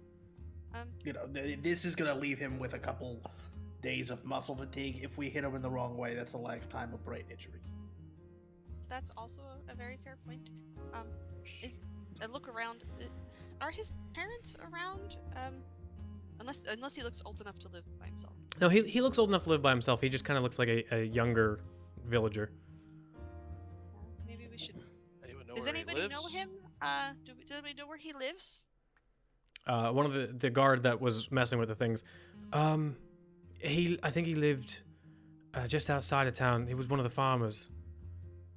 He hasn't been here long. His family just came here.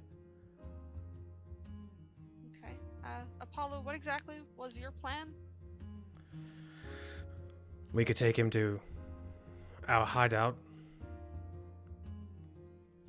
Where you intend to do what? Headquarters, where we intend to purge him of this archaic power. Sorry, I apologize. Of this affliction. I feel like maybe we should let him sleep it off and decide that for himself. In that case, why not take him back to our home? We have a well-furnished bed. He can stay there, decide after. You promise not to do anything without his permission. Young lady, I promise not to do anything he would not recommend himself. I don't know if I really like that answer. Insight Also, I am check. your elder, young man. Make an insight check. Yeah, also, I'm your elder. Where's my die?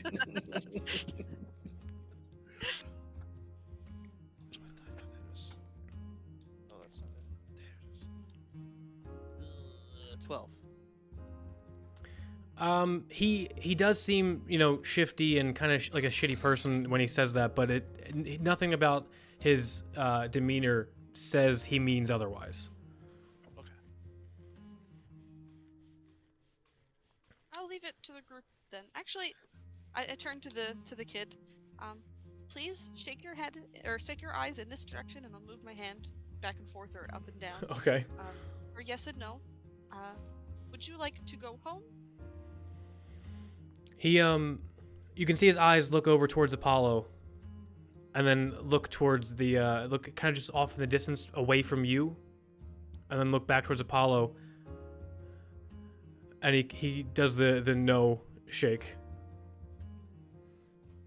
Would you like Apollo to take away this connection to the arcane? After like a beat of just nothing, his eyes are down. He's not looking at anything. He looks back up, and anyone like watching Apollo during this, he's not saying anything. He's not doing anything. He's just kind of looking at the kid, as the kid just motions for yes. Well, that is his choice. I guess he has spoken. Well, somewhat spoken. What do the rest of you think? It's up to the kid. It's his choice. Yeah, I agree. All right then. kid. Here's the only thing I'm gonna says to you here. All right. We're gonna wait the hour. See if you get back from this. You've had a rough day, and you tried to do a good thing, and I think you did. I think you bought us the time to stop fooling around and help out. And I think right now maybe you're a little afraid of something that could be a boon that was given to you. And trust me, I'm dealing with a lot of that myself right now. But I think maybe we're gonna let you sleep it off tonight. And if tomorrow you wake up and you don't think this having magic nonsense is for you. That's not something you want to carry with. Something you want to see if you can do some good with. Then our friends here will help you out. But don't rush into it. This don't sound like the kind of thing they can just undoes. If, tomorrow you realize I could do some good with this, I could really make something better. All right. Apollo comes up and puts his hand on the frozen kid's shoulder and then looks down at Grayson. I agree. We'll let you sleep on it, and if you don't agree with any of the means, then we won't do it. He motions over to Gruick, who gets up off the ground, dusts himself off. Looks like he's poking at cuts, very obvious cuts from the laser, and just starts licking them and looks back over. Oh, right. He walks over toward the kid, who's maybe double his height at this point. Picks him up from the legs, almost like a backpack. Still, the kid's still in the same position as Apollo goes. All right. Groot, you want me to fix all that before you go? Hey, what? The scratches. You fix? What do you mean? I usually do, and he starts pinching it, and you can see he's trying to suture it shut with his own nails. I know I can't do all the lasers and little missiles and stuff that everybody else can do, but I got one trick. Torm given. I can stitch you back up real good, real quick, if you need me to. Oh yeah, if you hold on. He goes into his pocket and looks like he brings out a big thing of string. There you go. This should be enough. Yeah, this'll do it. I'm gonna I walk over to him and I kind of tie it around in a knot in a bow. I'm like, all right, Tom. Grook did a great thing today. A couple of them, in fact, and I think that we should help alleviate his pain. And I'm gonna pull the knot to undo it, and as I do, I cast Cure Wounds on him. He as the spell takes effect and the wounds begin to heal, almost they don't heal as if they were never there. You do see scars in the places where they were. Gruick looks up at you. Oh, is a magic string? It's a holy string now. Or you do the magic. I did the thing. All right, you did this. You're good at that. And he starts picking up the kid and starts walking away. I healed him for 13. Okay. He didn't take anywhere near that much, but he looks grateful for it. My minimum healing is 8. Yeah, I know. You told me that last So time. silly. Jesus, level 2. Level 2. That's one full wizard.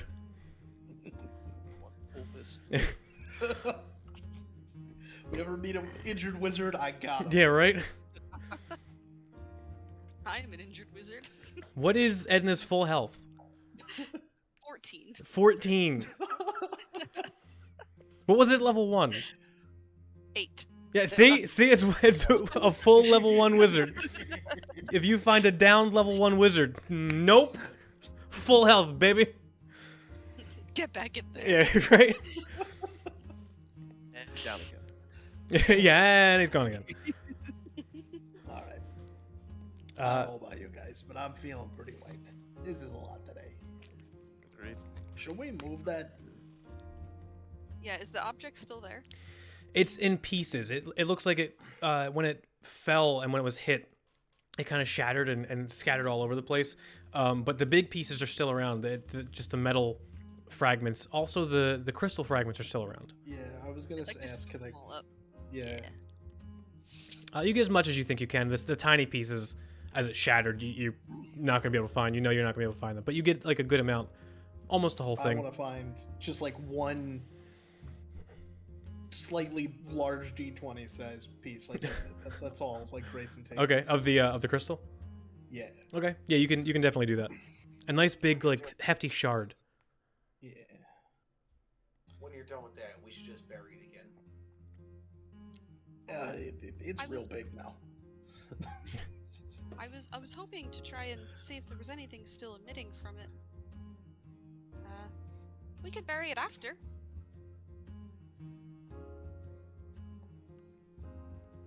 And then if we're going back to the tavern, I'd like to try and again ritually identify this thing. Okay.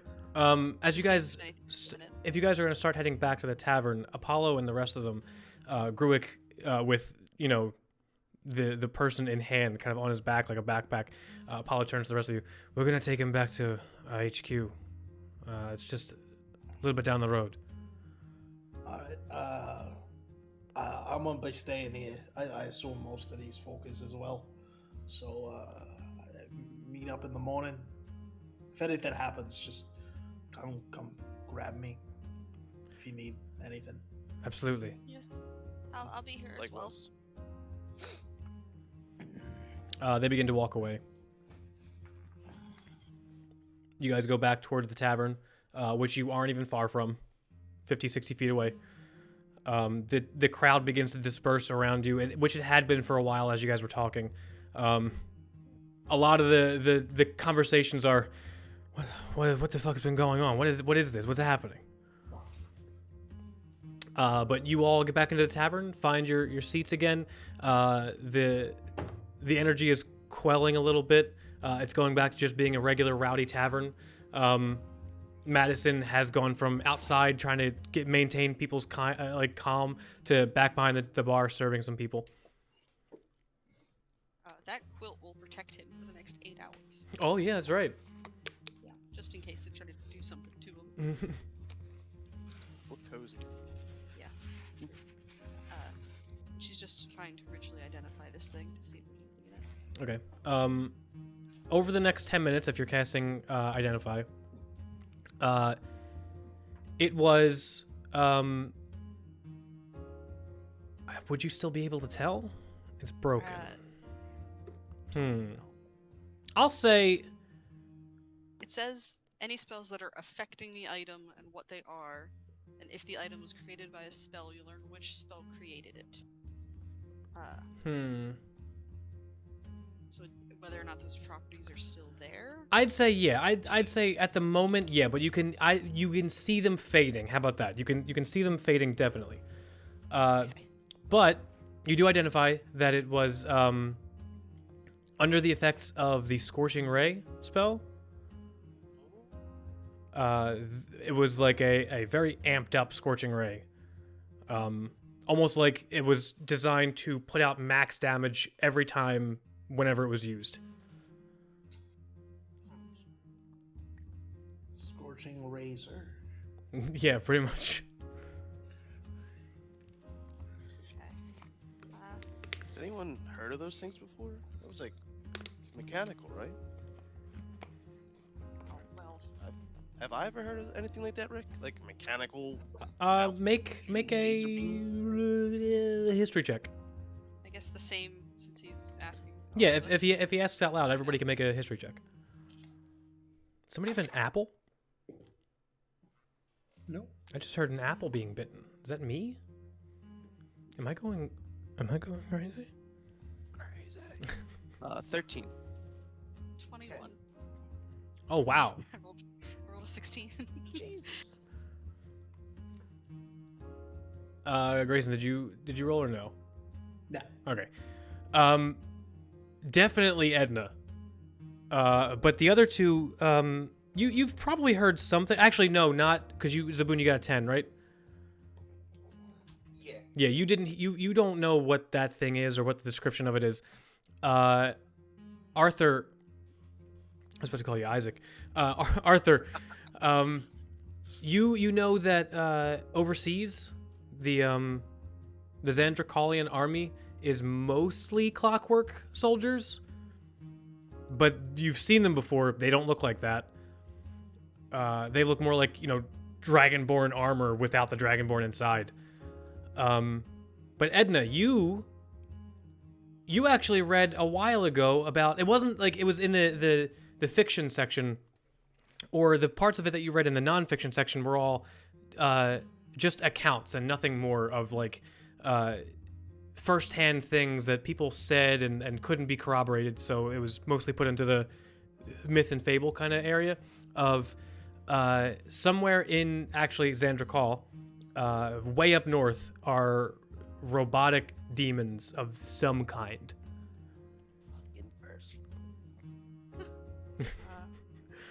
Yeah, so I'll describe to the group that, yeah, I've heard of such things, but I have never seen them. And it was never written as fact. Always in hypotheticals. Or stories. Wonder what's doing all the way down here. Well, did the object look old? Like old enough to be pre? Not to be pre-diminishing. It looked maybe a few decades old. Okay. I mean, it's quite old. Could be in the ground for a while. I mean, A few it does- decades. look it up. It's not as old as me, of course, but How old are you? oh, I'm a young 75. Yeah. Young. Of course, a young 75. I mean, it could be, what those gods said. It could be true. Somebody could have just buried it or stashed it. Maybe, I don't know. Maybe somebody in the town was one of them, like, weird adventuring folk, just like traveling. Good I point. don't know. Quite true. That's a good point. It's just weird that it came up now. Well, of course the guards not doing their job, but that's something else. Yes, they are quite lackadaisical, I guess. Yeah. Bumbling, I think, might be a word. Oh, perfect. Yes. Well, it's been Yeah. a long day. Yes. I do still need to get a room, so if you'll excuse me, I'll go over to the bartender to. That is a good plan. I'll do that as well. You See folks in the morning. everybody who is getting a room here tonight, you go over, you talk to Madison. She tells you it's 2 silver per room. If anybody or if everybody has the money, you can definitely get a spare room. There's plenty in this like 4-story building. Oh no. We noticed earlier that our new, am I forgetting his name? Our new elephant friend, that he couldn't afford a drink, right? Yeah, Yes, I'd say I you get remember that. I will get a room for him as well. Okay. So I'm You just have gonna my give her thanks, a whole truly. gold piece, and when I come back, we'll give him the key for the drinks that we've had, and for 2 rooms. Okay. You guys, if there's anything you'd like to do before you go to sleep, we could skip past that. Everybody goes to bed for the night. Grayson does one little thing, and that's just as we were hanging out at the table for the last little bit of time, he takes the magic string Okay. that he had and kind of just makes a little knot around the little piece of crystal and turns it into just a little bracelet medallion type dealio. Okay. Like a really quickly lanyard one. It's a nice little thing now. Yeah. Before Arthur goes to bed, he's gonna sit on the side of his bed, and he's gonna pray. Close his eyes and just, all right, I came here. I don't know why I was sent here. Dog tags. What's my next step? Where do I go from here? I just need another sign. I'd say make a religion check.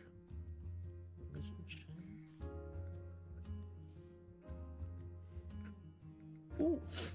Flaccid 20. Oh. Sitting in silence, talking a little bit.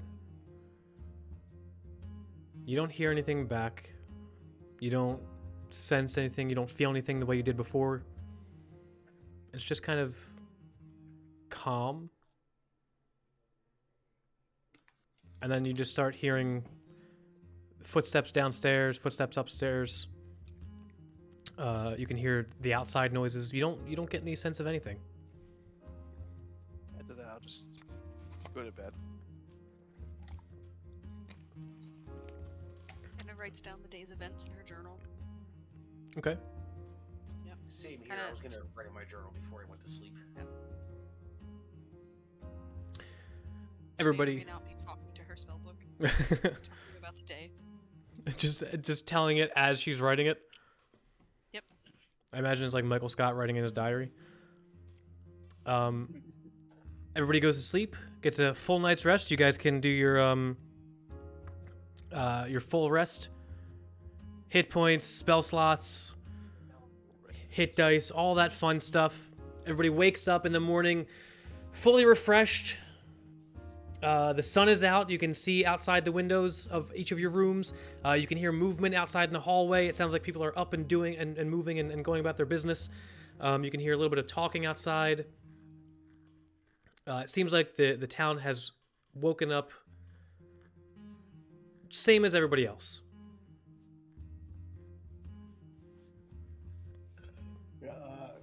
By like habit of having to say like morning mass, Grayson wakes up at like 6 and like gets all the way downstairs dressed and ready, and like he like goes to like start walking behind the bar before realizing he's not at the church.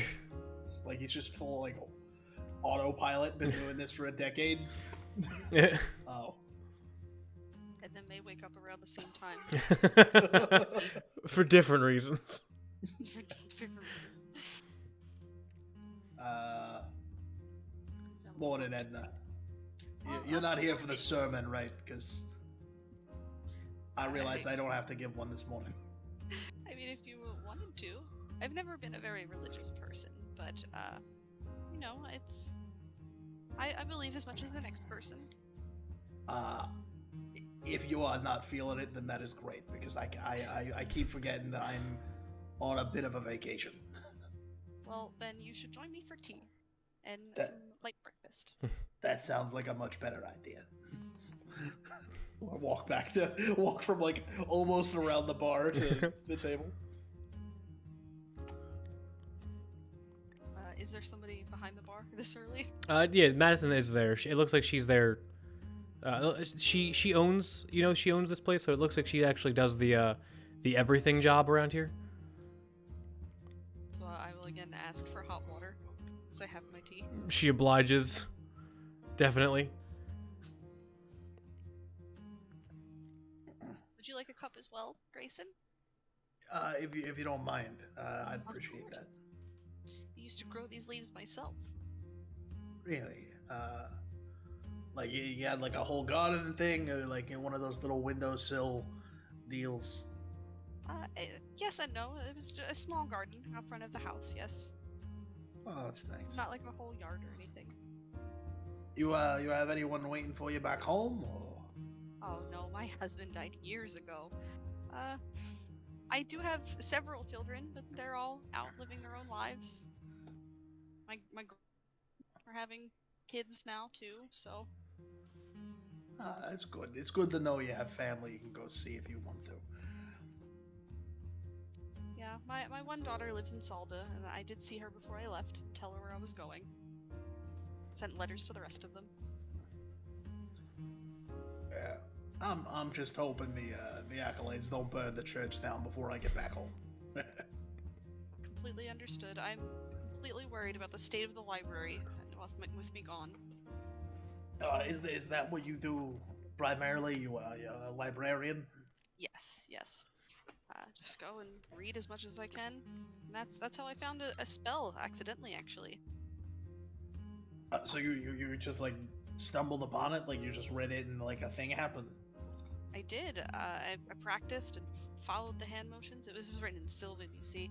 And I speak a little bit of Elvish, so it was tough, but I got it.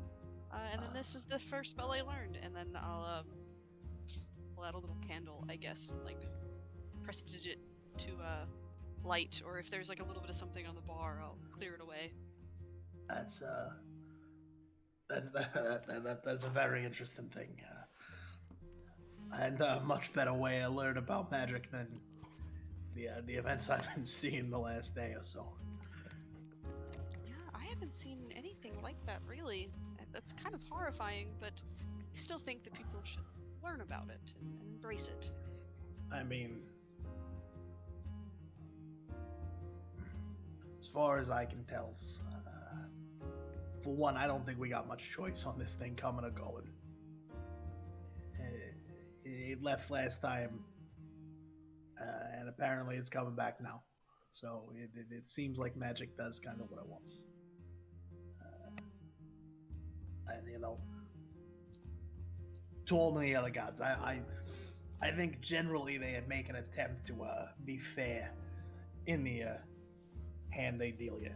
So I'm playing with mine, as it were. I think that's a good idea. You're helping people. I've seen you cure wounds. It's a wonderful thing. Yeah, it's came in handy, It's a rough part of town, the good people, but the tempers run a little hot. So being able to patch up, a few too many hits is a very useful thing where I come from. Wish I had it a while back. I read a story once of this church that was in a very bad neighborhood, and song is what brought the whole community together. A song? They built up this wonderful choir. They went out into the neighborhood to help the people and clean up the neighborhood, and it brought the entire community together. Yeah, I am afraid that in my part of town, if you started singing like too early or the wrong kind of song, you would not get. You would bring the community together, but not the way you were hoping. Oh dear. Well, these sisters were just wonderful. One would say it was an act. I've watched it so many times, you guys. So many. We don't talk about Bruno. I have so many of the songs stuck in my head. All right, anyway, game. That I was actually talking about Sister Act, but Oh. it's a great movie. Sister Act and Encanto are kind of similar. I've got to watch Encanto. I really do. It's good. Anyway, just enjoying my tea, talking. Yep. Yeah, you see, Grayson has like a tiny like Bible that he like thumbs through, and you notice that he's got like little tabs over like all over the place. And every now and then he'll like see one, be like, nah, that's a bad one, and just like pulls the tab off and moves it somewhere else. Just kind of like it seems like this is maybe a thing he does pretty often. I like it. Just chill until the others wake up. Yeah, and order breakfast, I guess. I'd probably be up around this time coming down. Yeah, me too.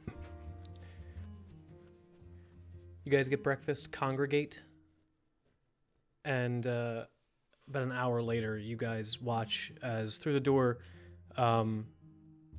Apollo comes in. Just Apollo, not the other two. He walks straight up to the bar. He doesn't look around the bar to find you guys. If you guys are at the bar, then where would you guys be sat? I assume a table. He goes up to the bar, and it looks like he talks to Madison just for a second, and then he looks around and spots you guys and walks over. He doesn't sit down; he just walks over to the table. Morning, everyone. Well, the young man said he would like to go through with the procedure, and he would like all of you to be there. That's fair enough. Yeah, I was very curious about this procedure anyway. Likewise. Let's see it. It should be very harmless if he's of strong enough will, which I feel he is. He just turns around and starts walking back toward the door. Guess we follow. By the way, before we go, did you happen to get his name? Paul. He calls himself Paul.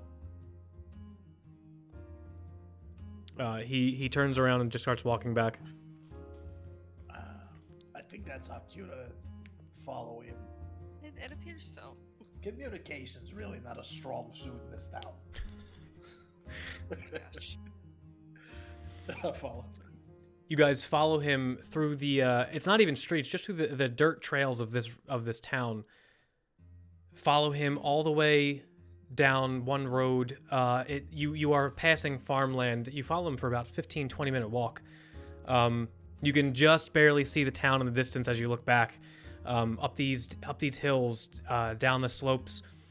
The grassland around you starts turning into a little bit of trees and forest.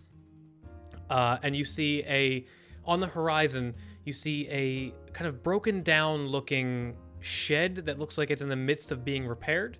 It's made of stone and metal, kind of like a makeshift brick factory kind of place, but it looks like it's only about 2 stories tall. He walks up to the door, turns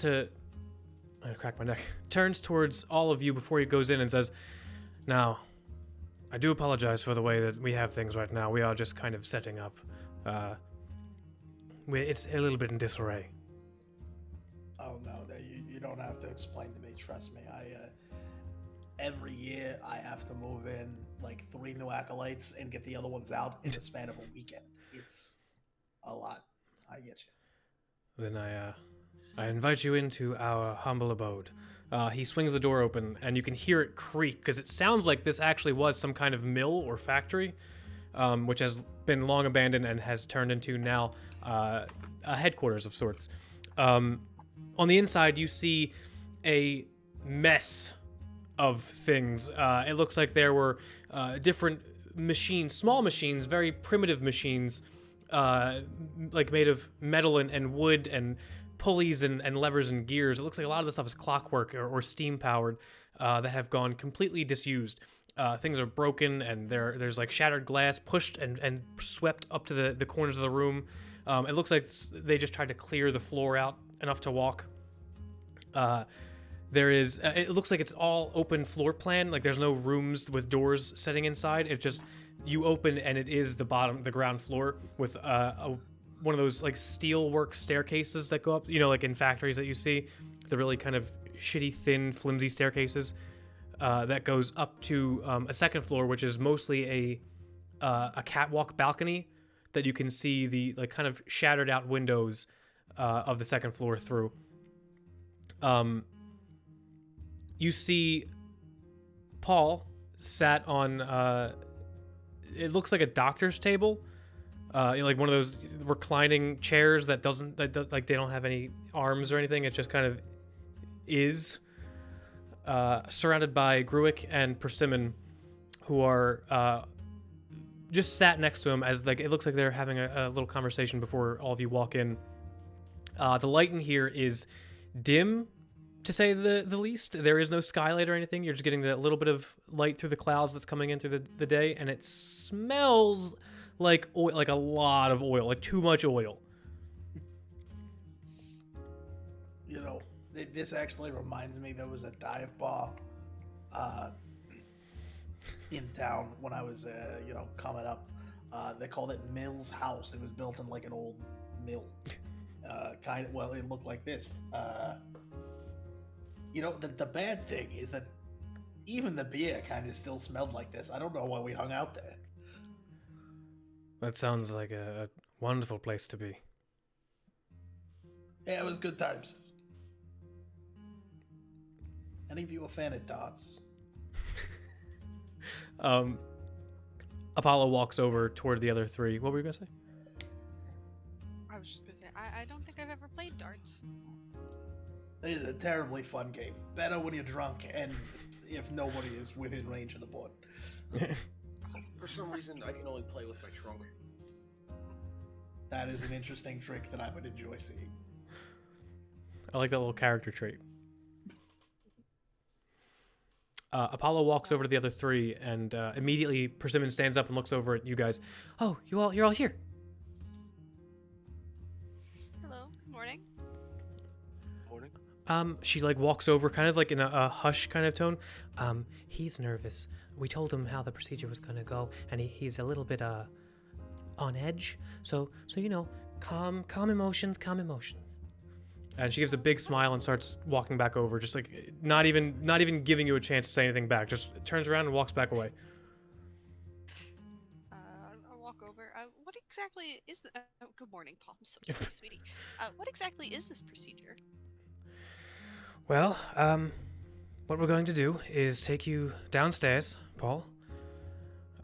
We have everything set up in whatever configuration Persimmon saw that she needed to put it in. We've only done this a few times before, and well, you seem strong enough to be able to bear it. I can tell by just looking at you. Paul like gets a little bit of a weird look on his face. Yeah. What exactly do you do?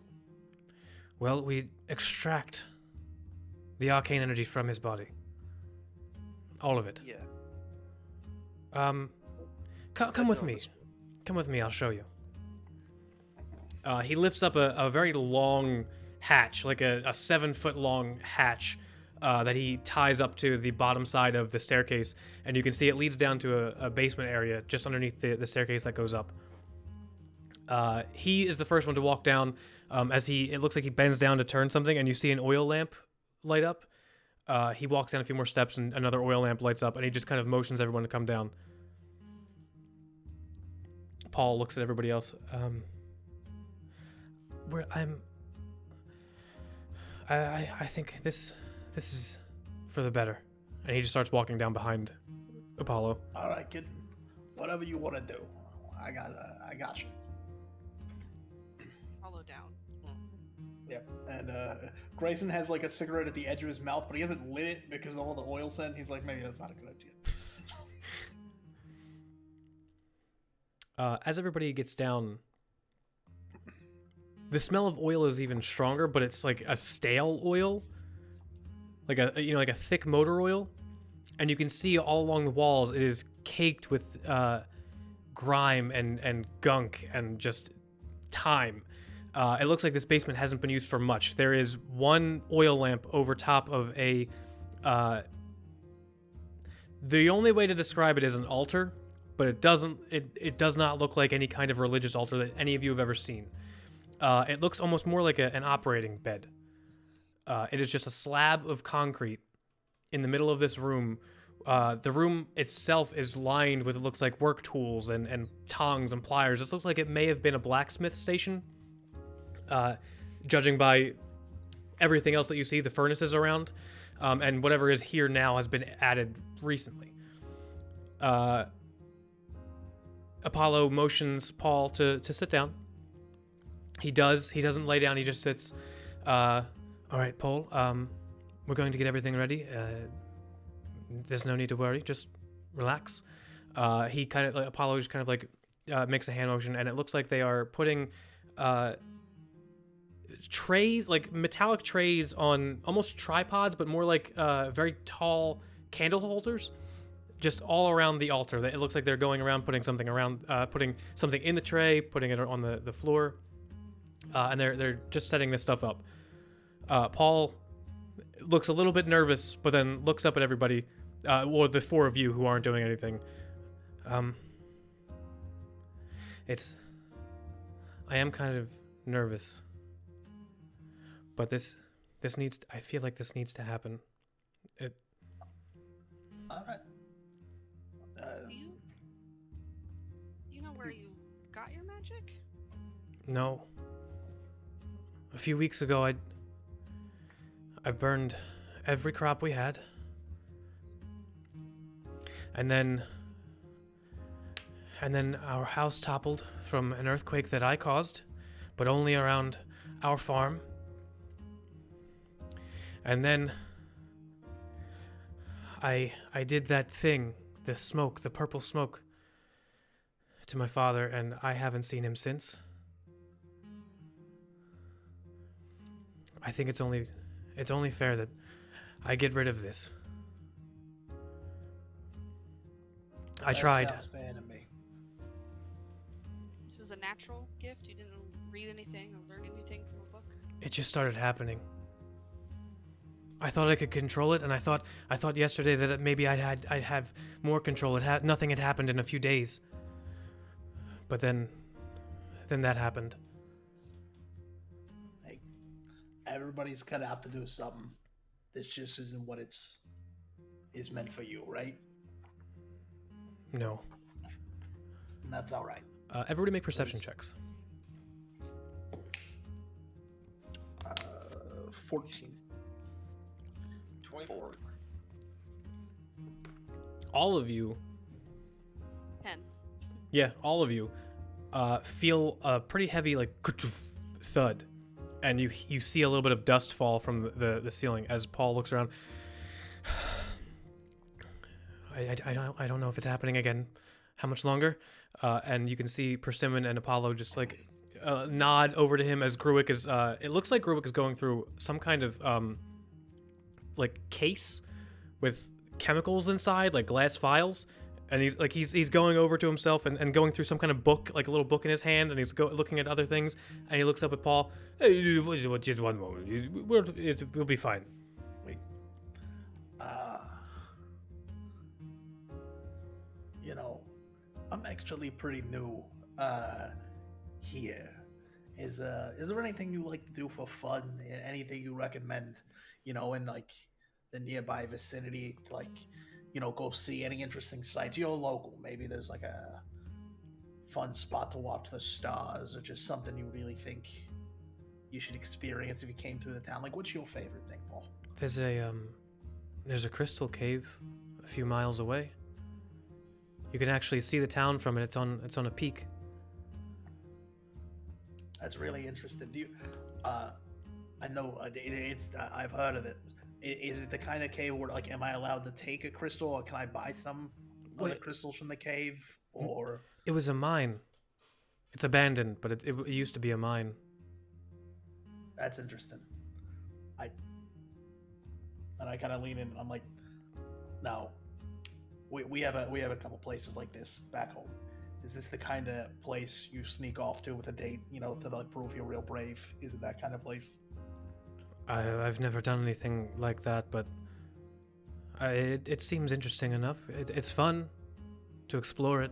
You feel kind of like one of those storybook adventures, you know? I know that feeling really well. You know, I'm from Vorden, and I've never left the city before.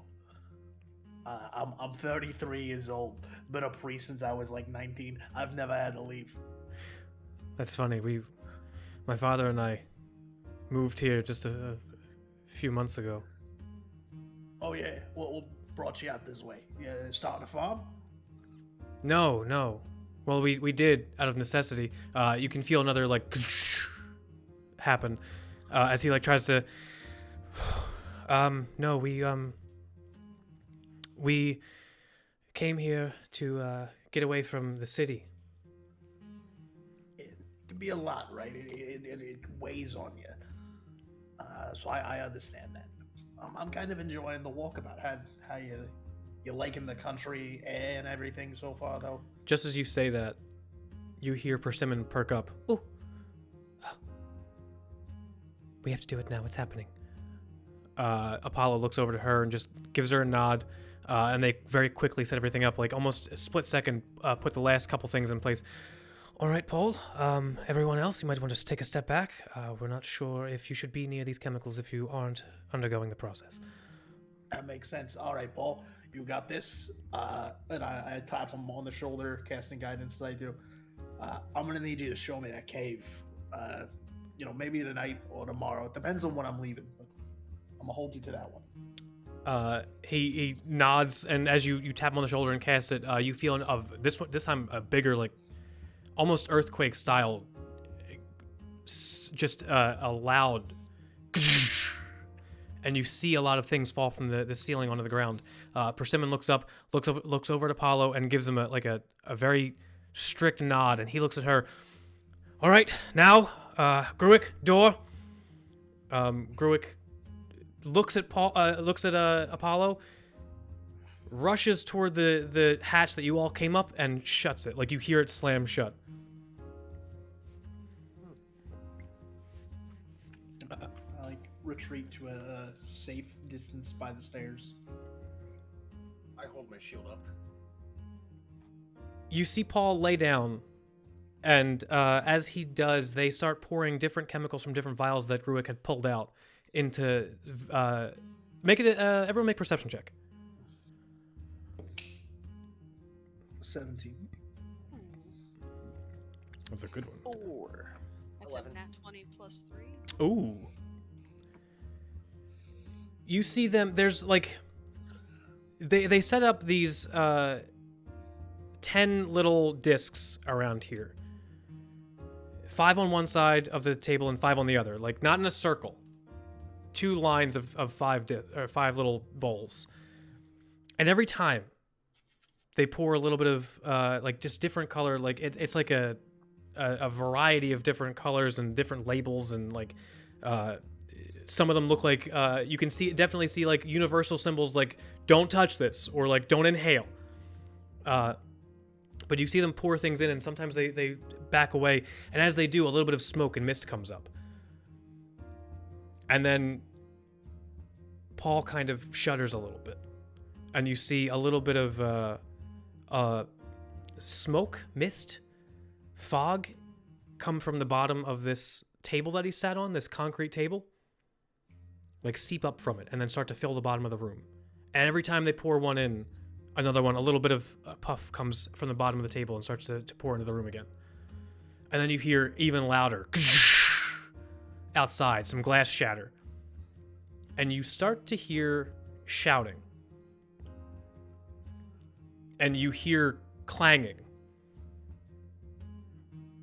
And then you hear someone scratching at the door above that you guys came through, and you see Apollo look over to Persimmon, and they both try to it looks like they're trying to pour faster, like each one going to a little bit one faster, but it looks like they have to maintain some kind of stream on it, otherwise it doesn't get the same effect. You see one of them actually stops, or one of them actually doesn't do the effect. They take another thing out and have to do it again.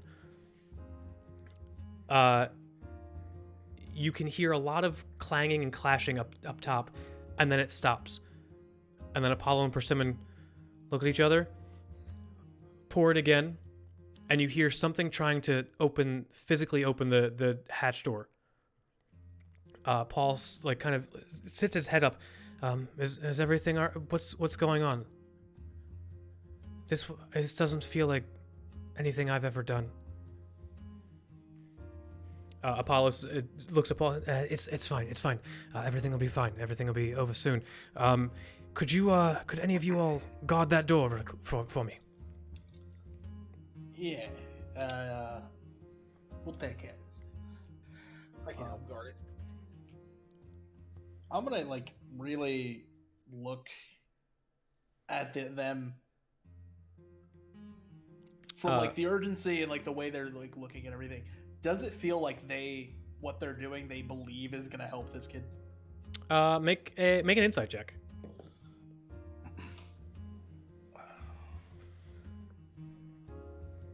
It's a 10.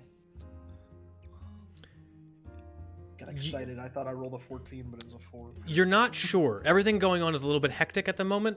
The stuff that's happening around you is a little bit too. They're being a little bit too forward with what they're doing to give off any other kind of signs. I got you. But what was that, Zaboon? Did you say? Oh, I offered to guard the door.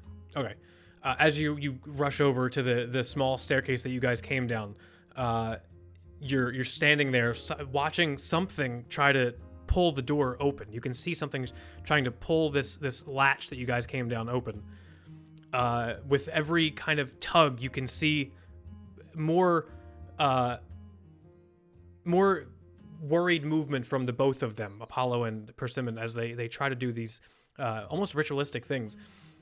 Just then, the hatch flies open. You can hear like a little bit of a screech from it, and you see 3 figures silhouetted standing at the top.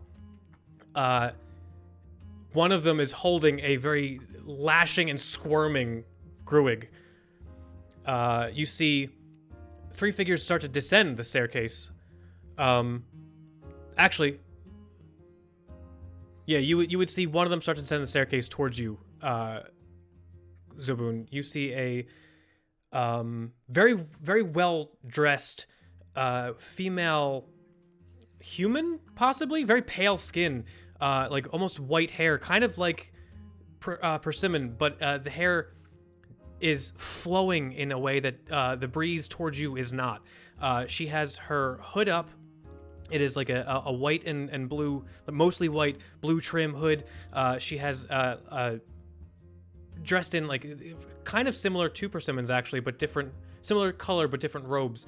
As she steps down the stairs, she looks directly towards you. Make a wisdom saving throw.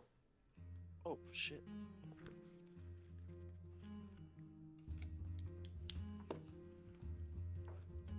Is this the process? I rolled an 8, but if I'm being charmed or frightened, I do get advantage. You will get advantage then, yeah. How about 17? 17 is just not enough. Ooh. 18. Oh. You see this very not threatening looking woman come your way. As she starts stepping down the steps or stepping down the stairs, she flicks one finger towards you, and you immediately, there's no reason to fight this woman. You guys are chill. She's not your friend. You don't know who she is, but there's no reason to fight her. As she takes one last step down and reaches the bottom of the level, all of you see her now, and you can see people coming down the second step, or you can see more people coming down the steps. Apollo drops everything he has, the glass that he had, the file that he has shatter across the ground. You can see chemicals beginning to mist and burn through parts of the ground, and you can see Persimmon almost like ignoring what he just did, keeps trying to fill stuff. Paul sits up in the bed, or on the slab on the altar, sits up and looks around. What's going on? And you can hear. A very good question. You can hear a little bit of chanting or muttering, very similar to what you would actually hear, Edna, from any kind of spell being cast from someone coming down the steps. As light fills the room, these 4 little orbs shoot into the room and light up the entire thing. Now that you can see the rest of the room, the walls are filled with what look like... it doesn't look like oil at the top of the walls. It almost looks more like, not blood, but chemical burns? Splashes of something? And you can see a very clear look of panic in Apollo's eyes, but more like an angry panic as he looks towards the woman who just walked downstairs. All of you hear her in... actually, wait, do you... I don't think you would know this. No, you probably would. Do any of you speak any kind of elemental language? Elemental. No. You hear her say something in an elemental language that you recognize as an elemental language.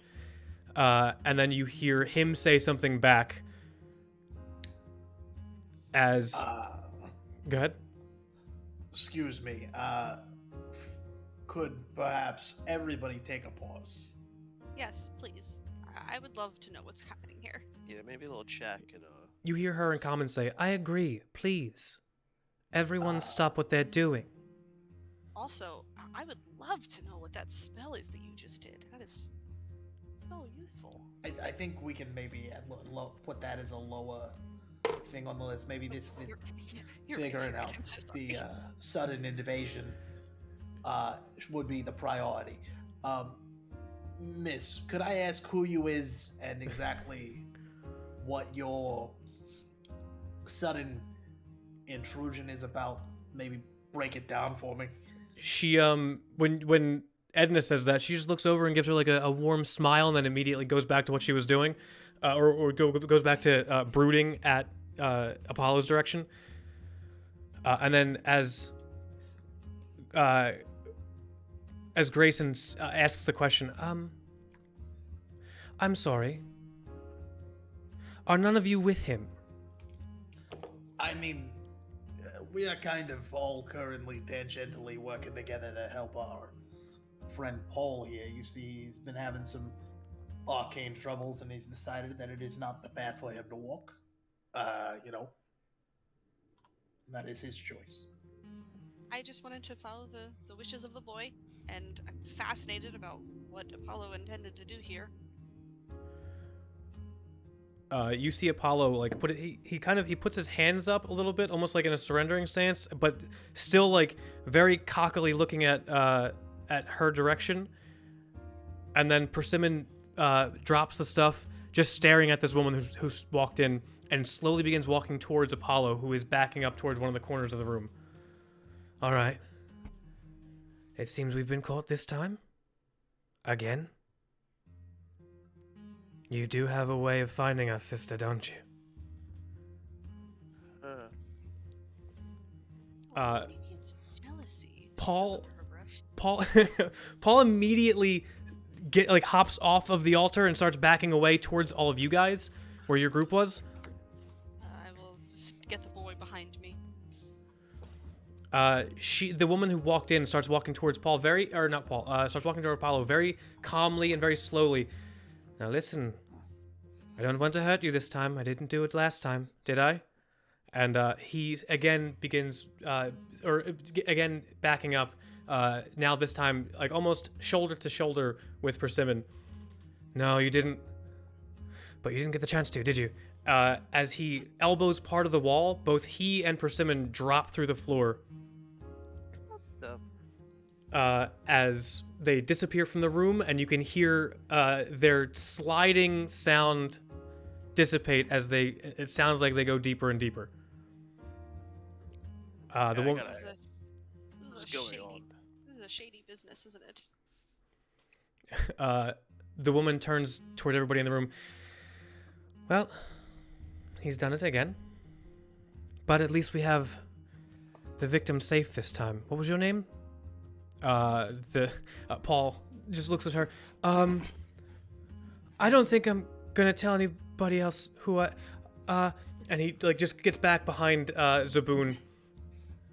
I don't want to talk to anybody else right now. That's a okay, good sweetie. plan. That's okay, sweetie. The woman looks at Edna.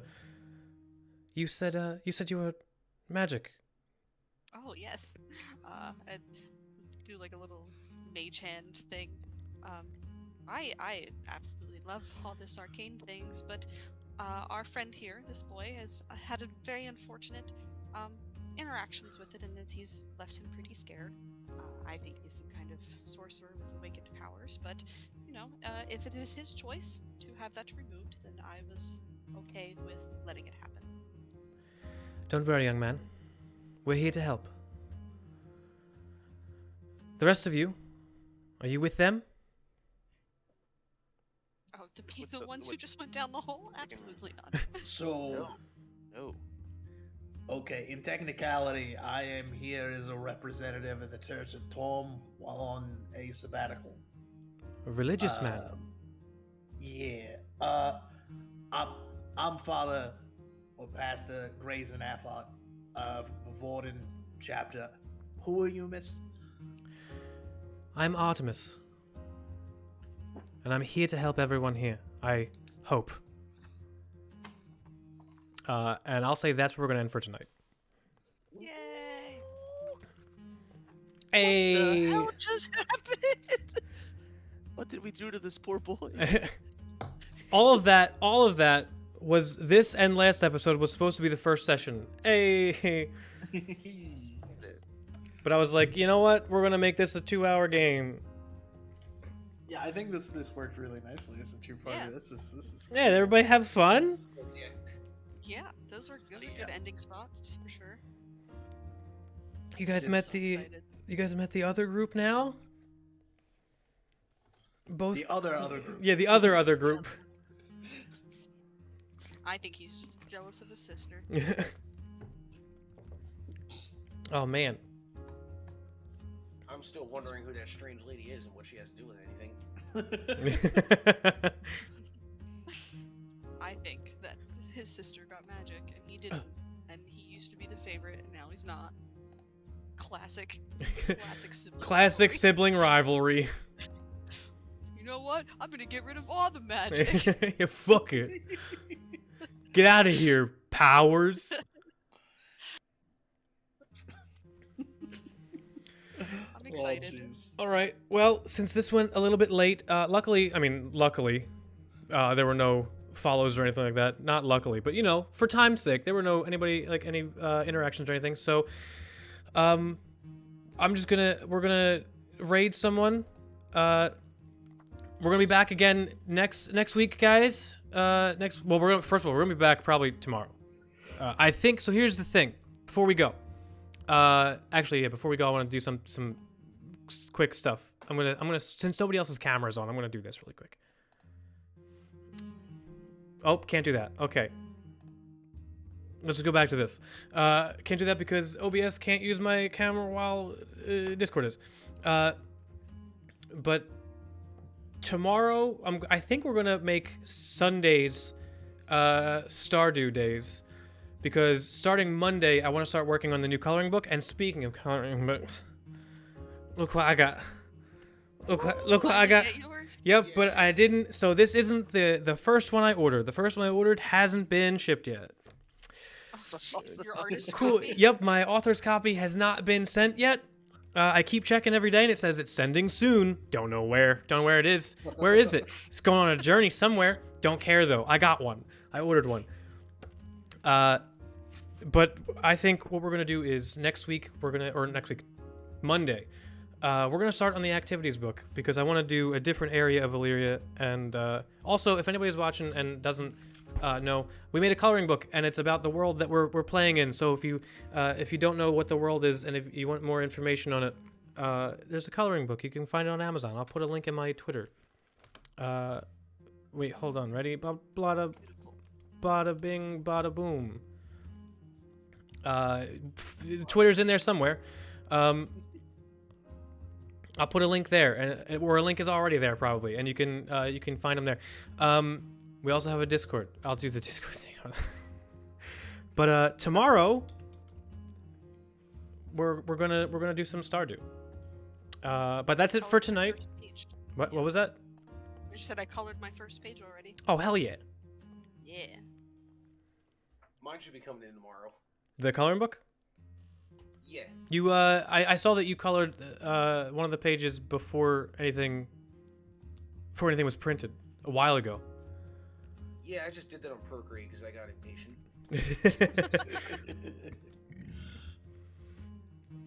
But for now, we're just gonna raid. Who's on? You know what? Jack is on. I think Jack is building a Lego set, and every 5 subs. So go sub to him, because every 5 subs he has to take it apart and start over. Oh no. Yeah.